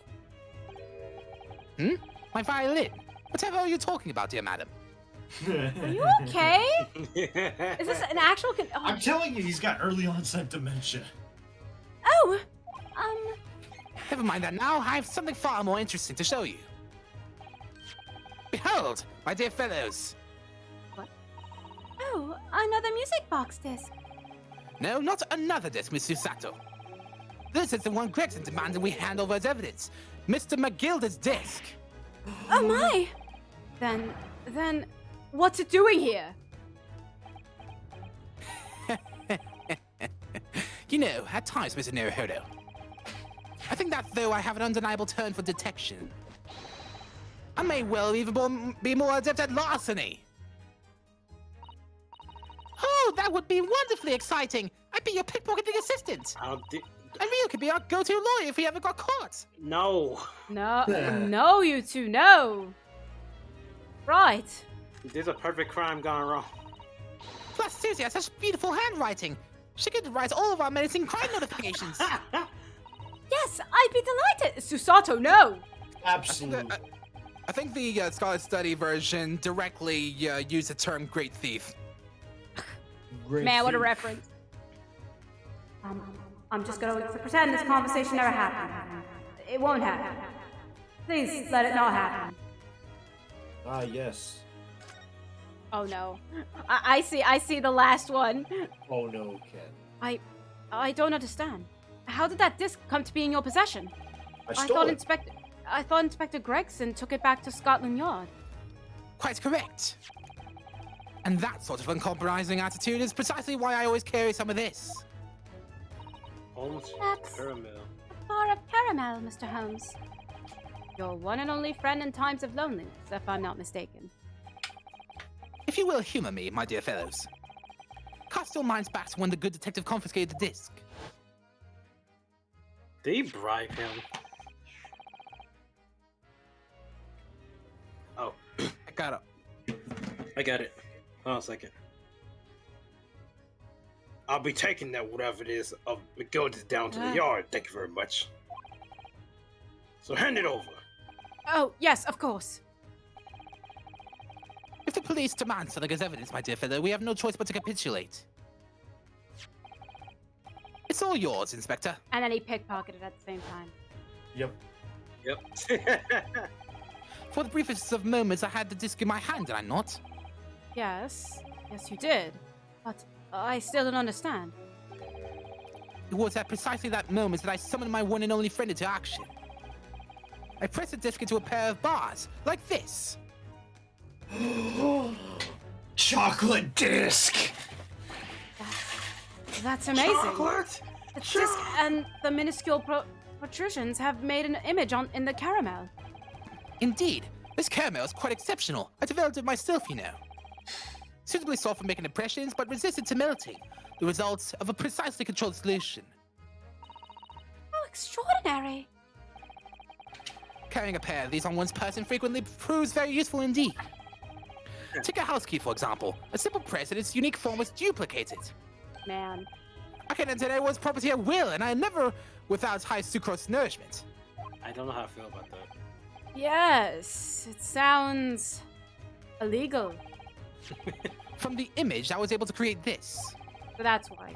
I confess I was most curious to know what manner of music would issue from the disc when played.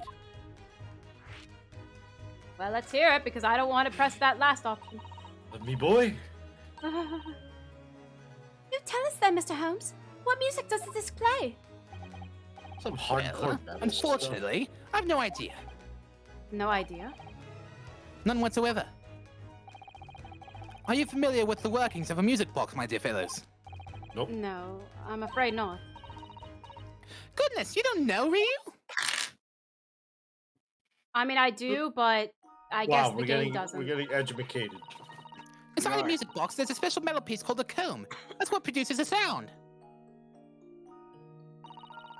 Small protuberances pluck the different teeth of the comb as they rotate past it, making the different notes. The first music boxes to be invented used a rotating cylinder with protuberances on it. Insert Professor Layton music. But over time, a new type of player was produced, which uses discs such as these. With that development, the popularity of music boxes spread far and wide, all around the globe. Why exactly? Because the discs are easy to produce and can be interchanged to facilitate the playing of different tunes. There are a great many firms in Europe now manufacturing music boxes as a result. It's wonderful to be able to enjoy music, even when no performer is present. I have my recorder. But it is a very success of the invention that means we are now presented with an insurmountable problem. What do you mean? We don't have a music box, do we? As you may imagine, the construction of one firm's music box does not match that of another. We have no way of knowing in which music box this particular disc was designed to be played. Ah, see. There is no resolution to this problem, I'm afraid. It's quite intractable. Ah, I see. So that's why. Naturally, I tested the disc in those few music boxes I have at my disposal. And in the work. But as you can hear, to no avail.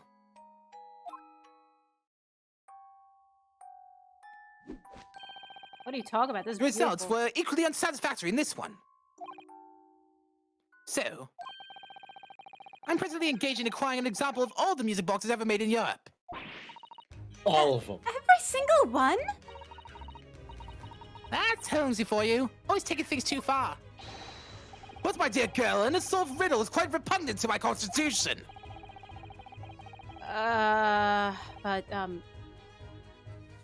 Well, I mean, I'm included, whatever. But surely all the different types in Europe will amount to a huge volume of music boxes, won't it? Nope. Yes, that is certainly true. In the worst case, I shall just have to ask you to vacate the attic room. What? Anglo-Saxon music boxes are particularly large. Buddy, you would just kick us out for music boxes? Yes.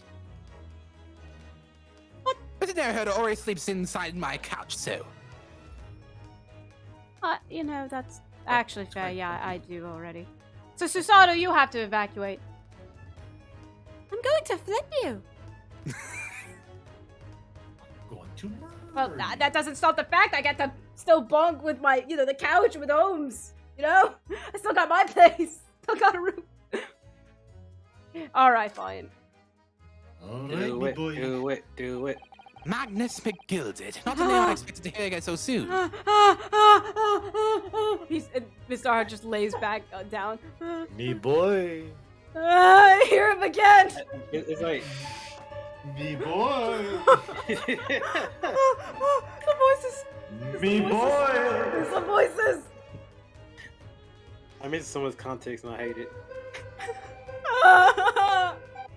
Yeah, Picaro's not caught up in this anime, this arc, the McGilded arc. So, Soon Mr. to. Holmes, what do we do about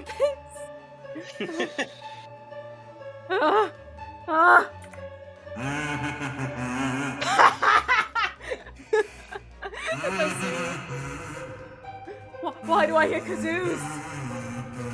Why do I hear kazoo music? Me boy.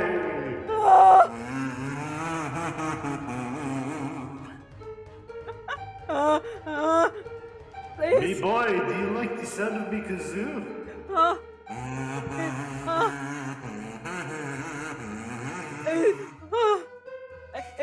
It's great, but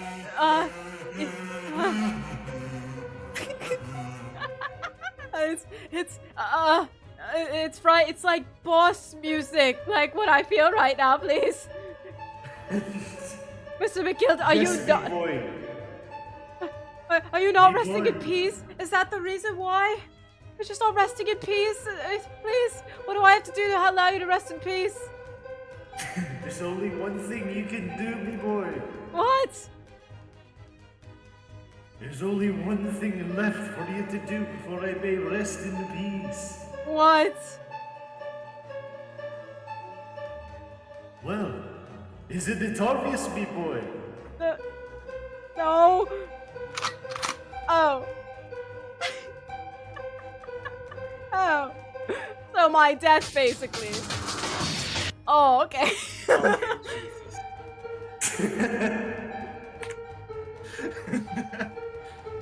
Boss music. Like literally boss music in Rinosuke's head.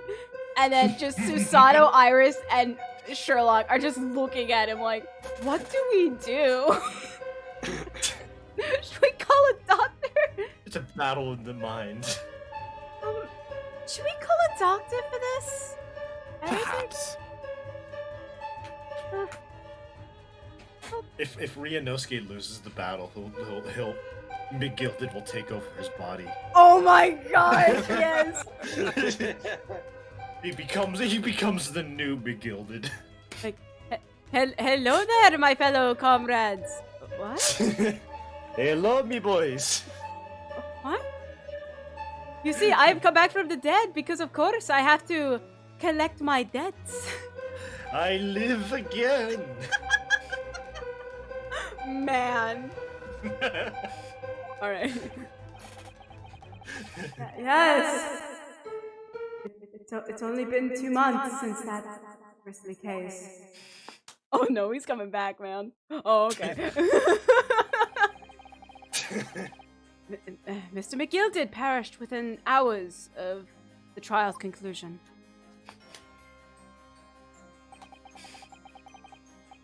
Rest of the Reaper? No one knows, till now.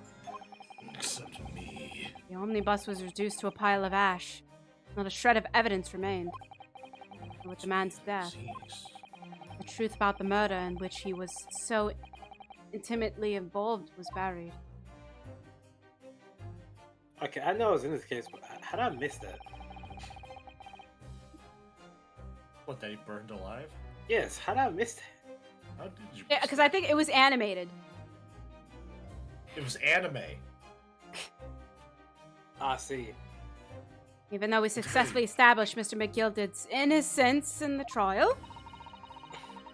Okay, Okay, we really need to work on you just saying his name without literally looking like you're gonna collapse. Second of all, newspapers are still claiming that it remains an unsolved case.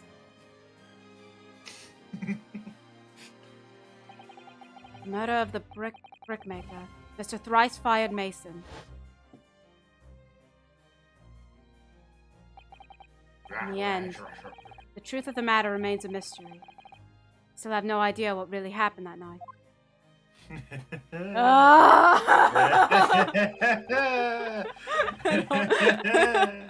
And although Mr. McGilden fell.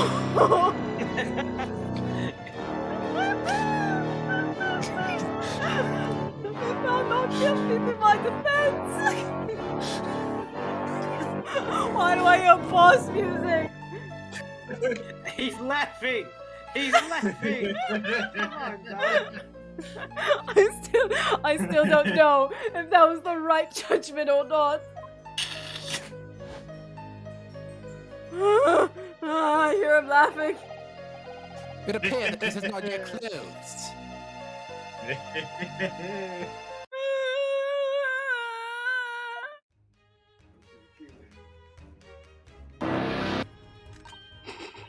Well, it's time I started getting things ready for dinner, I think.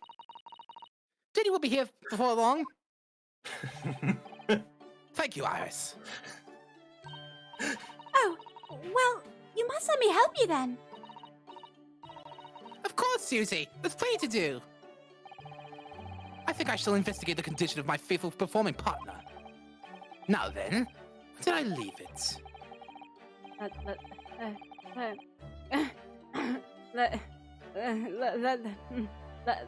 Mr. Naruto. No, I'm not okay. I'm not okay. I'm not okay. I'm not okay. Let this be a lesson to you, Mr. Holmes. Never leave anything too precious with the pawnbroker. Yes. You may be right. And don't be scarred by names. Oh, that reminds me of something Mr. Windybank said before. He said that he had a manuscript of Iris's in pawn, didn't he? Did he? Yes, he definitely mentioned it. Mr. Holmes' latest tale of otherworldly mysteries lies dormant in my storeroom. Were his words, I believe. So you heard about that, did you? I expect you were as incensed as I was. Oh, yes! The idea of such a wonderful story languishing in Mr. Windybank's storeroom, gathering dust. My dear madam, I'm quite sure I told you already. No, you didn't. The pawnbroker's storeroom is the safest place for it. More secure than a bank's vault. And watch him be robbed, like, next day. And what about your Stradivarius, Holmesy? Was that safe and secure? Well, there may be the occasional mix-up. Caused by a certain imperious someone, impetuous and imperious and patioious and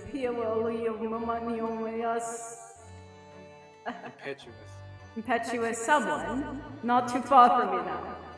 I've accepted that I can't speak words of the English lexicon. Do you have any idea how long it took me to write that Baskervilles story, Holmesy? Oh, it sounds so exciting. The Hound of the Baskervilles. I should love to read it. Oh. They're mad. What? I didn't like that. Susato. Ah!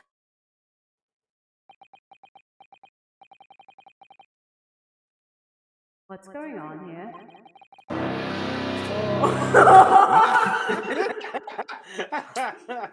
Why does it feel like an icy chill just swept through the room? That is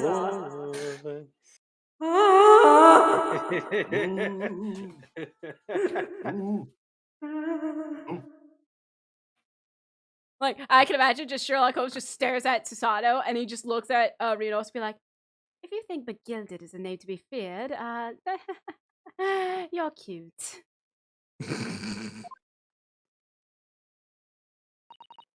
Susie, what did you just say? You said the Hound of the Baskervilles. What?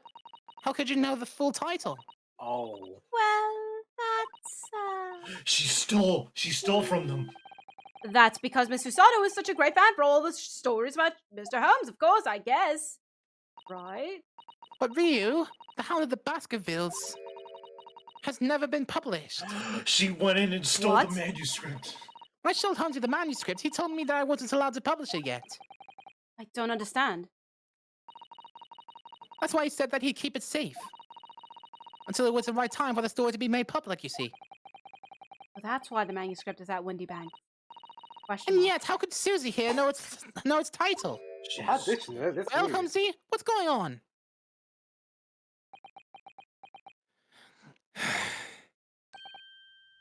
Ah, What is it, Mr. Holmes? You're gonna run away, aren't you? it would appear our guest has arrived. Oh, what a way out. Come on, dog. Don't turn. Mr. Strahd!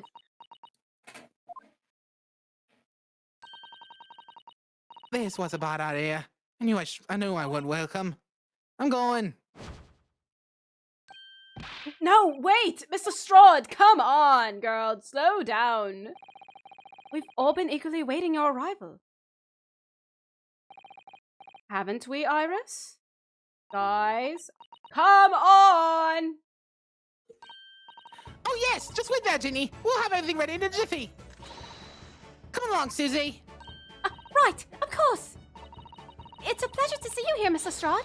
Please, make yourself at home. That was quick. Don't stand in the doorway, my dear girl. Come along in. What say you to some Mendelssohn? I won't take no for an answer.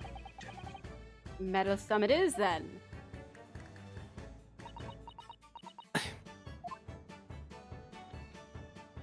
Okay. Oh, here we go. Ready?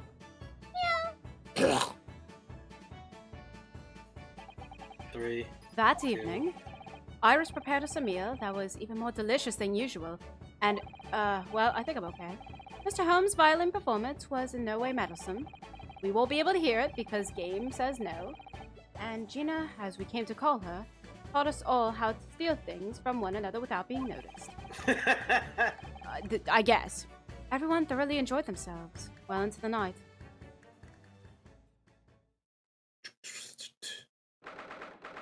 15th April, 9:34 p.m.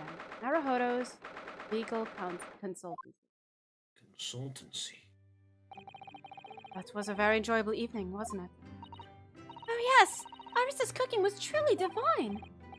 I feel as though I can still hear the enchanting strains of Mr. Holmes' violin even now. I gotta say, I mean, it's in no way, shape, or form like anything at all. I wish I could cook as good as this 10-year-old like fictional character. That makes teas infused. Yeah, like a tea variety of teas. And crumpets. Crumpets. I Tea bet you and could learn. crumpets.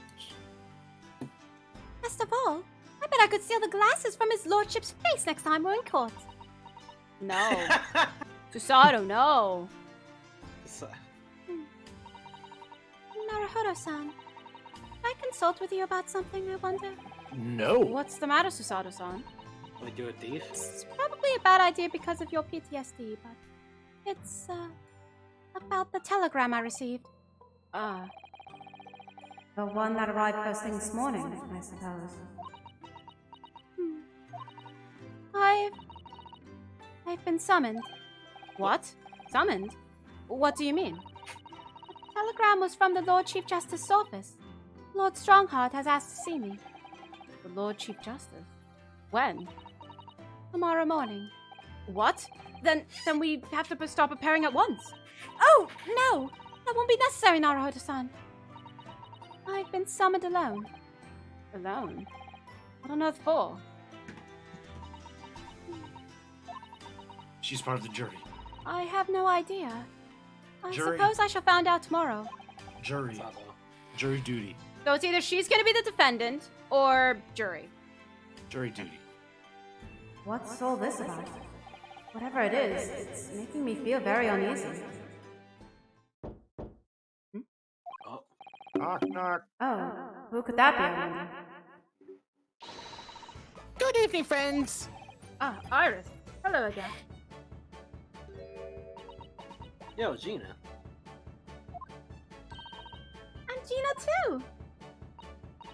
Yes, Ginny's going to be staying with us tonight. She's going to sleep in with me. Isn't that right, Ginny? Well, yeah. Oh, lovely. Let me make a pot of tea.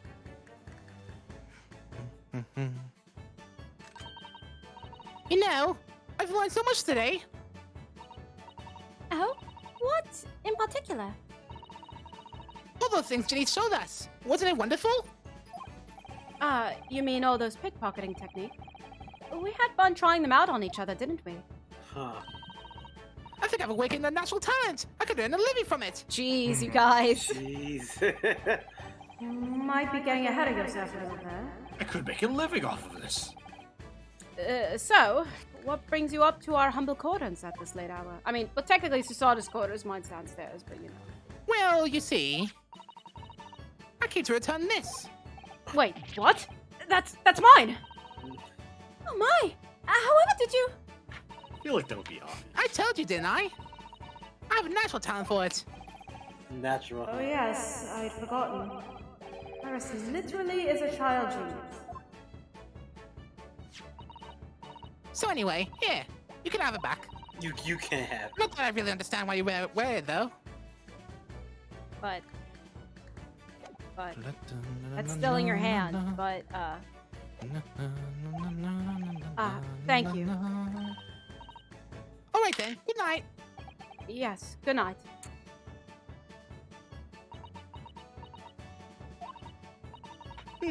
So this is your office, is it? What do you think, Ginny? I think I wouldn't fancy me chances with a lawyer what lives in in a place like this. Yes, me too! So mean. Ow, my Ow. pride of anything that I do is right. Seems as though Iris here still has something she'd like to talk about. Yep. I suppose you probably want to talk about the manuscript. Mm-hmm. I suppose she probably will. With Ginny here, cause why not, yo? What? Back in this is the second time. Iris, I suppose you're hoping to talk about the manuscript, aren't you? Aren't you going to tell me? So sorry. I need a little more time, please. I need it till I leave tomorrow. Alright, I understand. I hope I haven't made you feel awkward. Oh no, not at all, Iris. Not at all. She's lying. She's lying. I don't know what all this is about, really, but But I hate it. it's all a story you made up. Is it, Iris? This mantle scripts or whatever you call it? Yes. It's not exactly a story that I made up. It's something I read in Daddy's diaries. Daddy's? That's right. I don't suppose I mentioned it to you before, Ginny, but my daddy was Holmes's assistant once, his partner. They solved all sorts of strange and mysterious cases together. Is that right, mister? Yes. Apparently so. I was as surprised as you are, though. And Daddy wrote all the details of every single case down, you see, in his diaries. So I study them and write my stories based on what actually happened. So, where's your old man now, then? Don't know. Murdered. He had to go away on urgent business to faraway land, and he'll be gone for a very long time. Oh, Yes, a Iris very doesn't know long he's time. dead. No, she doesn't. does Only So- we know. I've never really met him. Oh no. Who's Oh gonna tell her? no. Who's gonna tell her? Oh. Right. Come to think of it, I don't know anything about Gina's parents either. Perhaps we should ask her. That's a horrible idea. Let's ask That her. is a horrible idea, That's but a guess great what? idea. We're I don't know what gonna you're do talking it about. anyway. Yo, even a horrible idea. Iris, this Hound of the Baskervilles story. I take it it's another tale inspired by your father's account? Sounds stupid. That's right. I thought it would be fascinating. Fascinating. But it's different somehow. From the other cases, I mean. Oh, how? Don't really know, but it must be special in some way. Well, all right. Because after I'd written it and showed it the manuscript to Holmesy, it turned white as a sheet. It was the first time I ever seen him like that. It pains me to have to say this after you've toiled over it for so long, Iris. But this story must not be published at this time, under any circumstances. But why not? It's one of the best works! I'm not at liberty to say. Not now. So please, do not ask me.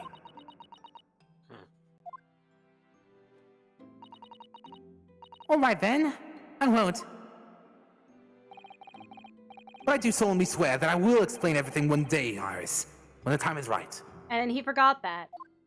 And he forgot. He forgot. And that's how the manuscript came to be with Mr. Windybank, isn't it? Yes. Halsey said it had to be somewhere very safe. That really gets my goat, that does! He's treating you like a child! It's mean, that's what it is! Keep secrets like that! I'm sure Mr. Holmes isn't trying to be mean. Eh? If he said he wasn't at liberty to talk about it, I'm sure there must be a very good reason. I think so too. The Hound's basket fingers relate to his dad, maybe. You lot are too trusting for your own good. We can't pull the wool over my eyes. Holmes is lying to you, Iris. I bet my life on it. What? Holmes's lying to me? And just like that, she's fine. It's okay. Who cares? Who cares? Your Okay. I've realized that I don't know anything about your parents, Gina. I ain't got any, have I? Never did have. How? Oh, She just appeared one day. Look, he stands for orphans like me. No one wants nothing to do with us. From the minute we're born. Not even our mums. Are we just gonna leave it like that? Yeah, we are. But we all stick together. The older ones look after the little ones to make sure they get by. so that's why you're a pickpocket. Yes. Did you do it for fun? Nah, diving's my life. I love it. Oh, never Get a mind. kick out of it every time I lift someone some pompous idiot's purse. Never mind. Take it back. Take it all back. And take it back. And that's how we all afford to eat. I like Robin Hood, huh? That's how I see it. I mean, Or not. no, I think she is. Like, she's a literal tsundere. Literally. Because she first said, no, I never want to go to eat. How dare you insult me? Bye. She runs away, and then she turns up. Oh, actually, I want to eat here. Oh, okay, never mind. And then your father's lying to you, Iris. Gina. Do think about it sometimes. Would it be like to have parents? I mean, always thought it'd make everything right. Not necessarily. I have to listen to what Iris had just said. Sounds like having parents ain't always easy either. Yes. Oh! I mean, if you know you never had him, you don't feel like you always wanted to meet him. It's true. I do want to see Daddy. So much. Oh, Iris.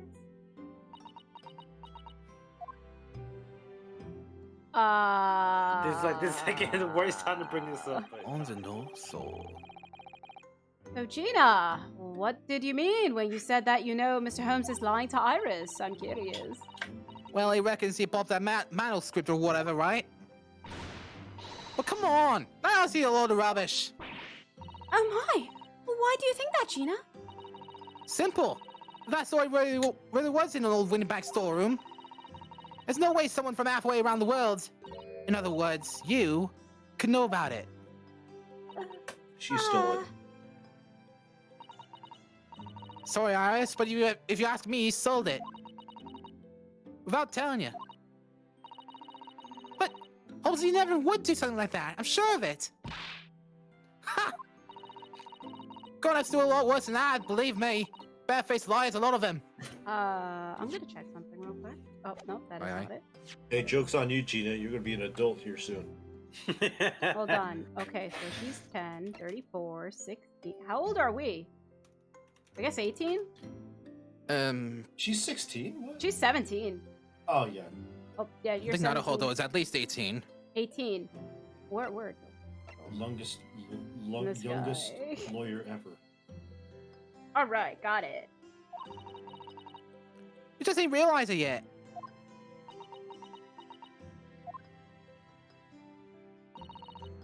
I'm telling you, that manuscript ain't at winning banks. You'd soon see if you had a look. Even if you think you can trust him, I don't. That Holmes is a liar like the rest of him. Jeez. Oh, it has some tact. If I'm honest, I've wondered if Holmes is telling me the truth sometimes. See? Oh, but I don't mean that. I think he sold it. I mean, that I sometimes wonder if he might have hidden my manuscript somewhere I don't know. Even though it's wrong of me to doubt him. Don't be too hard on yourself, Iris.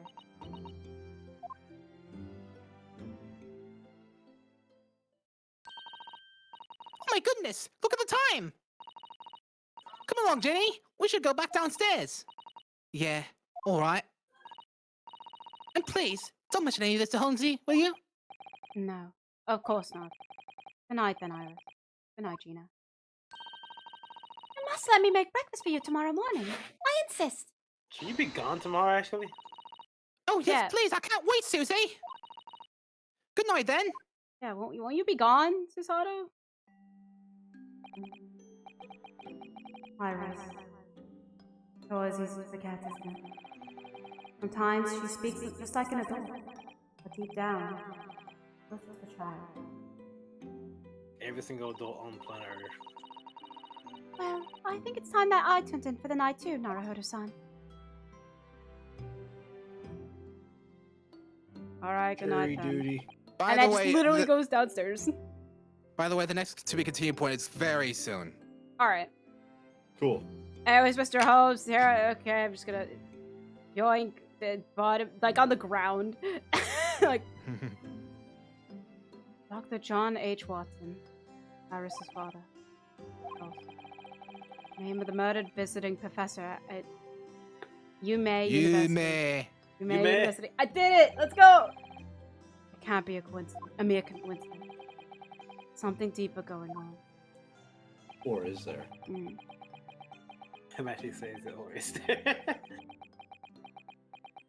Am I sleeping? It's ... all around.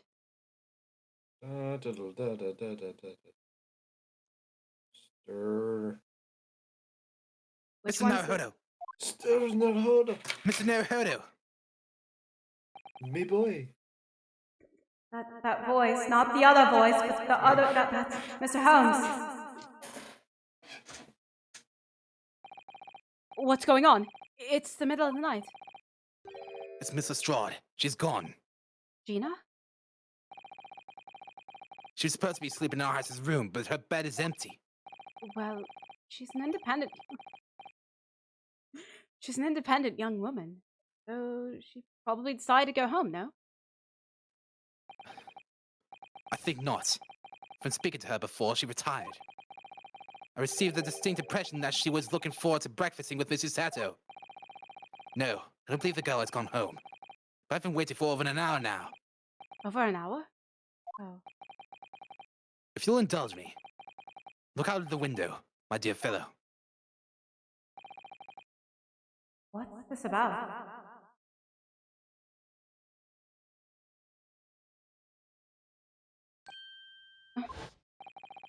Wait a minute. Why is there a light on at this time of night? She didn't.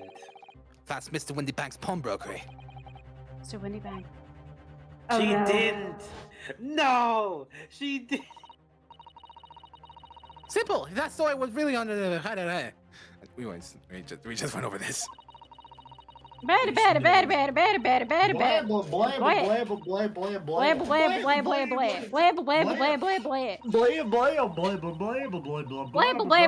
Holmes is a liar, Blair. What'd she just say about me? Did Gina have gone? Seems you have some knowledge of the situation, Mr. Naruhodo. Sorry? Oh, no.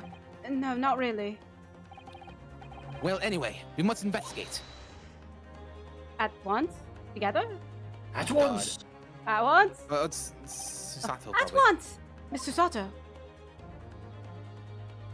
I've heard because, you know, me. Oh, yeah. 16th April, 1:14 a.m., Baker Street. Baker Street. Baker The Street. door to Windy Banks. It's open. No, of course, over. The lamp is burning. It must be Gina, mustn't it? Let us hope it's nothing more sinister. What? Come, there's not a moment to lose. Clearly something is afoot inside. There's a foot inside? Apparently. There's no one here. Oh, yes. There is. Oh no. No! No! No! I saw that silhouette! I saw that silhouette! Oh, Wait, what was the no. silhouette? Wait. Was it McGilded? No, it wasn't McGilded. I think it was. I think No, it was. no. I don't think that was McGilded. Oh, come on. I saw that little No. shorty. No. There was a shorty, but it didn't look like McGilded. I don't know. He has a distinct hat. Ah! Mr. Holmes! Mr. Holmes! Wait, did he get shot? What the? Miss Holmes? Been shot? Leave me, Miss Naruhodo! No, you don't shoot my boy. No. What? No. After them! Go! Right?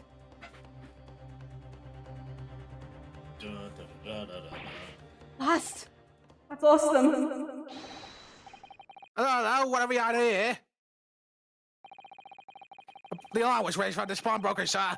Would you know something about that? Officer, come with me. It's my friend, Mr. Holmes. He's been shot. Shot? Yes, Bobby. He got hit by a pillow, Bobby. Where's he? He's been close behind me. I ran back to Windy Banks. No, he didn't die. To be continued.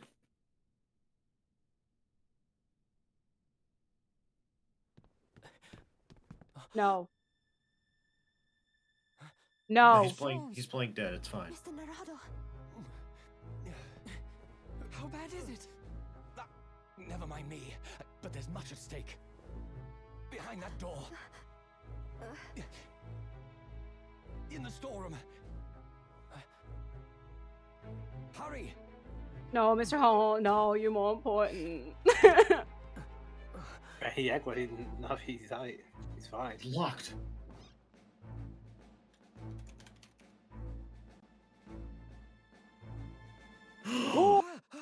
Double murder.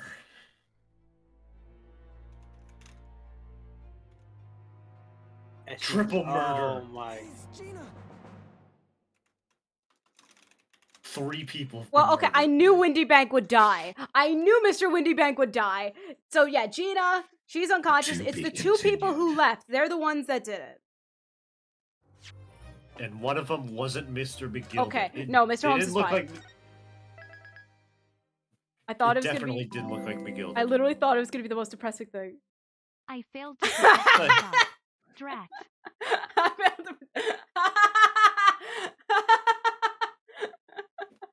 That's good. I failed to protect my shop. All right. I You know, mean- An episode titled "Welcome to London." This was fantastic. Welcome to London. Bang. Bang. Oh my god. Now I wish we had like a whole like we have like a whole collage of just all the cutscenes in this episode, and it just the slow theme of London bridges is playing in the background as if it's going on. I mean, again, I'm gonna be making that highlight reel someday. So I gave you ideas. Yeah, I mean, yeah, it's on record. It's all remember the ideas. Well, remember / it's right there. Oh my gosh! But rip Mr. Windy Bank. He failed to protect his shop, guys. He failed to take his shop and failed to take somebody else who snuck in his shop and also failed to protect his shop from 2 robbers. Man. Well, anyway, that was an episode. It sure was. Okay. 4 hours. Yeah, 4 hours. But that's pretty good. And I'll say this. I think if any episode that Ow, I got shot. No. That really hurts. No, oh no, my boy. My boy. No. Me boy. Okay, I know UA was Windy Bank. I think Mega, you were Holmes, right? What are you Or was talking it about? still What? UA? He only donated $1. Of course it was.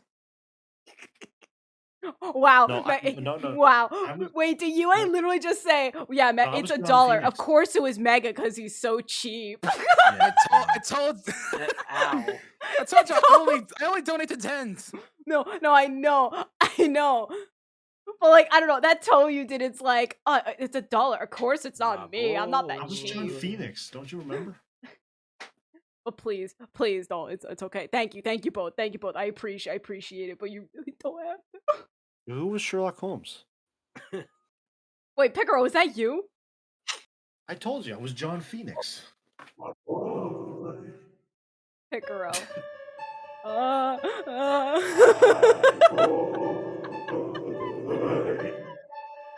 Where's that voice filter? Picaro. Oh wait, Kuro, that was you?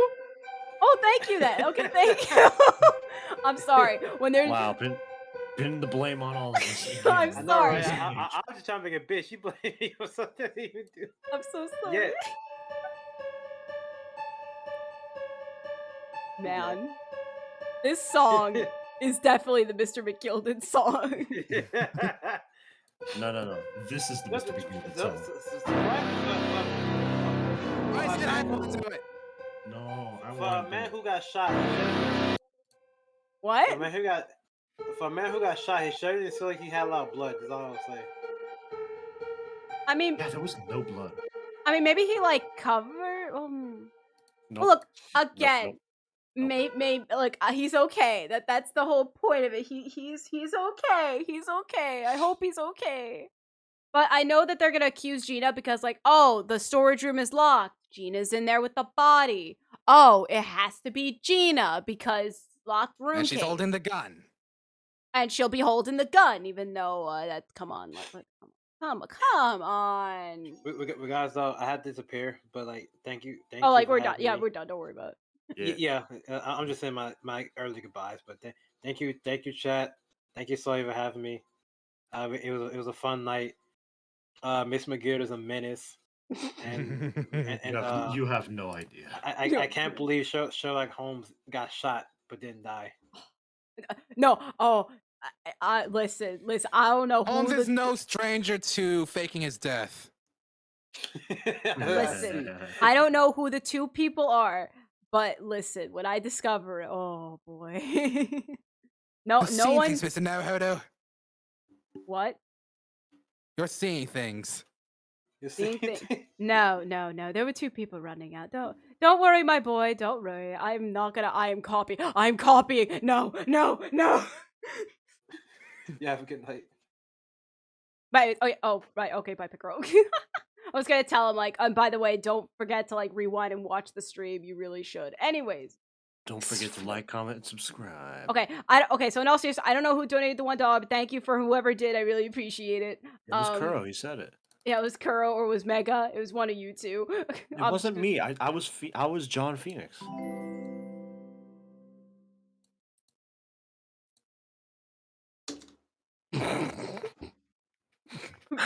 Oh my God, Kuro.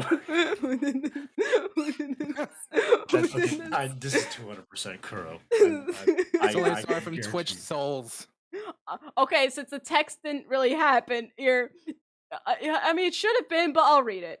I'm here to donate to Soliasaur from twitch.tv/Soliasaurus, so I just want to thank you, Soliasaur from twitch.tv/Soliasaur. I hope you enjoyed this dollar, Soliasaur from twitch.tv/Solia. Soliasaur. Man, wait. 100% Kuro. What's this button? Will it read it? Come on! Wait, okay, let me test to make sure that it's actually like activated. I will hold up.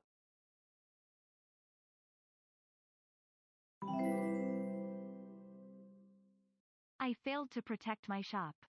Yeah, see, it works. So I don't know. Maybe it just didn't like the .com stuff, or it was just too big. I don't know. Rip though. Rip. So Wait.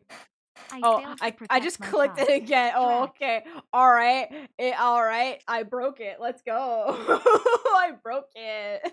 Good job. Okay. Anyway, so thank you all so much for watching.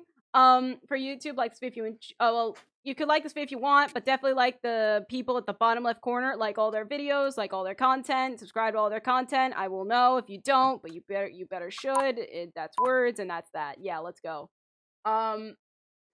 If you want to see a stream of mine, well, tomorrow at 3 p.m. EST, I'll be streaming some Genshin Saturday. There is a lot of content I gotta go through, like speed run kind of thing, but it's okay. I'll get it. I'll get it. Don't worry about it.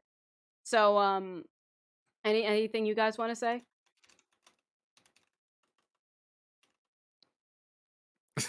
Great. Great. Excellent. Okay, well, until the next stream, everybody, I'll see you, or video, I'll see you all later. How dare you try to sabotage my case with hope shining from the eyes on your face? Miss Maya face lauded me with glee. You shall perish if you contest me. All of your evidence means nothing with this update.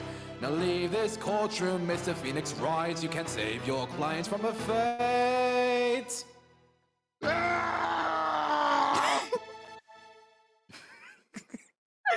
All right, good night, everybody.